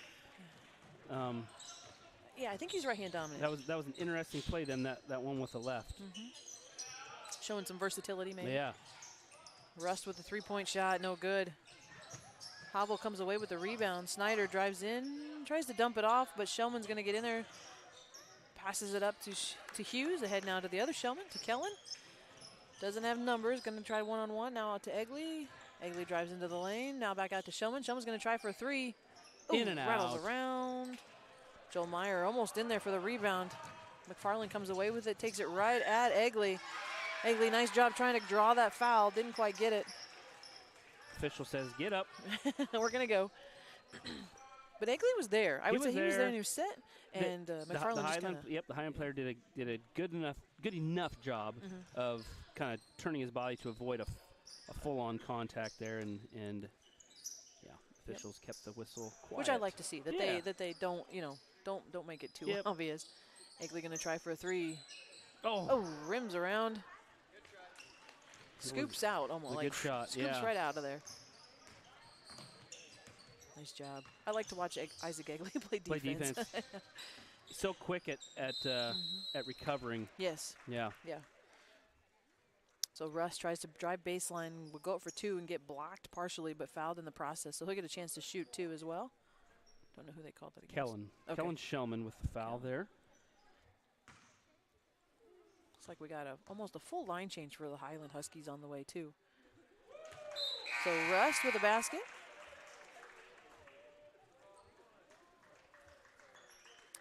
Yep. So the shooter remains, but I'm assuming if he makes this, He'll be bring pulled it out out. as well, yeah. Yep. And he Brixton Russ does misses it. that one. Yep. Highland with the rebound though. Miller comes down with it. We're going to get Joel Meyer on the reach in.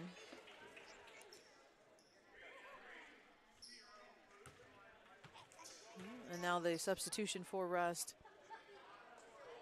Jared Diaz, Yep. yeah, 5'10" junior. I believe it's his first action of the day, of the evening. Back out. Landon Rolling with the shot. off the mark a little bit as Shellman will come away with it. Kellen Shellman. Little stutter step, little floater too short, but a nice putback by Holden Hughes. He's going to get a chance to shoot too. Holden right there ready for that rebound. I'm not sure if Kellen meant that for a pass, but it not sure worked either. out that way. If Holden would have made it, they would have given him the assist, right? So Yeah. And Holden, he tried to do the just catch and shoot right away instead of coming down. That was probably the right move. That time he had a couple guys right there.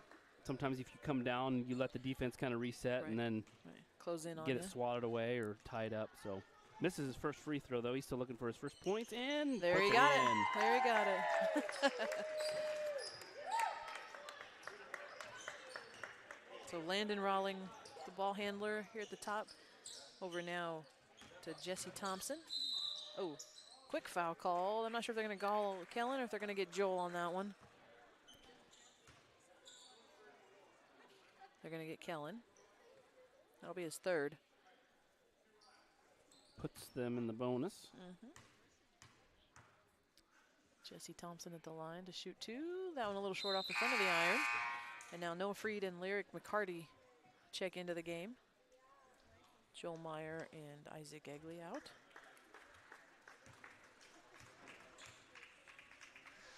Second shot on its way for Thompson is good. Gets that one to fall right over the front of the rim. 3:40 left on the clock. 62-17, the Warrior lead here. Kellen Shellman going to try for three. That one looks online, a little too long. As Landon Rawling comes away with the rebound, Ziviak tries to drive baseline, back out now to Thompson. Almost loses the handle in the lane, back out to Diaz, who drives in again, almost loses the handle. Nice cut from Thompson, gonna try it. Hayden Shellman says, I'm gonna take that one from you and go the other length of the floor. Oh, Diaz, nice cut across. Nice recovery. Yeah, didn't call the foul against him. You see Hayden's speed on that. Yes, yes. Watching him in football this last year as a freshman, man, he has speed and he has quickness too. Yep. And you saw it right there. But Diaz with a great recovery. Yeah. Knocked it away. Yep. And now I believe that's the end of the Warriors bench with oh yeah, junior Gabe Brown, sorry, getting in the game. So good save by Gabe too Yep. there. Able to get it back to Noah Freed. Kellen Shellman tries to put it across to his brother Hayden standing on their side. Way but too weak, and it got hit too. Yeah, little tip on that one. Brody Miller the other direction. Nice shot. Landon Rawling, nice job. Got a three-pointer on that one, 62-20. The score now. So Highland finding a little life on that basket. McCarty across underneath to Brown. Not able to hand. That was a hard pass from McCarty. Was. Yep. But and I think Gabe was coming across. He was coming kind across, of in motion the ball too. was, but yeah, he can catch those. Yep. So good look from maybe McCarty. Gets another shot here. Diaz looking across now.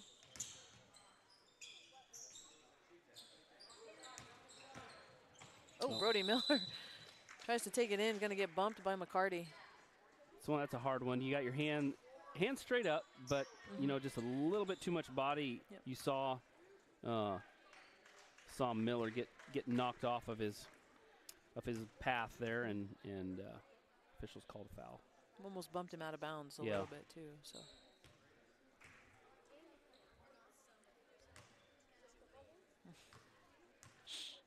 First shot off the mark for Miller. That one rattles around and falls in.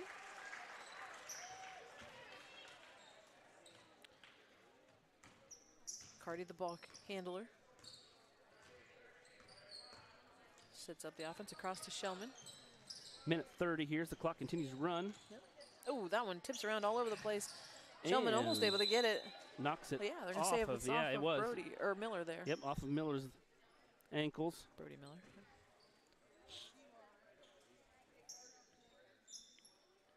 So as we close in on a minute left, Waco's going to go to 9-3. And they'll look to take on Winfield on Huge Thursday. game. Yep, it's going to be. I'm not sure with the way the losses are. I mean, Winfield would have to lose again for us to pass them.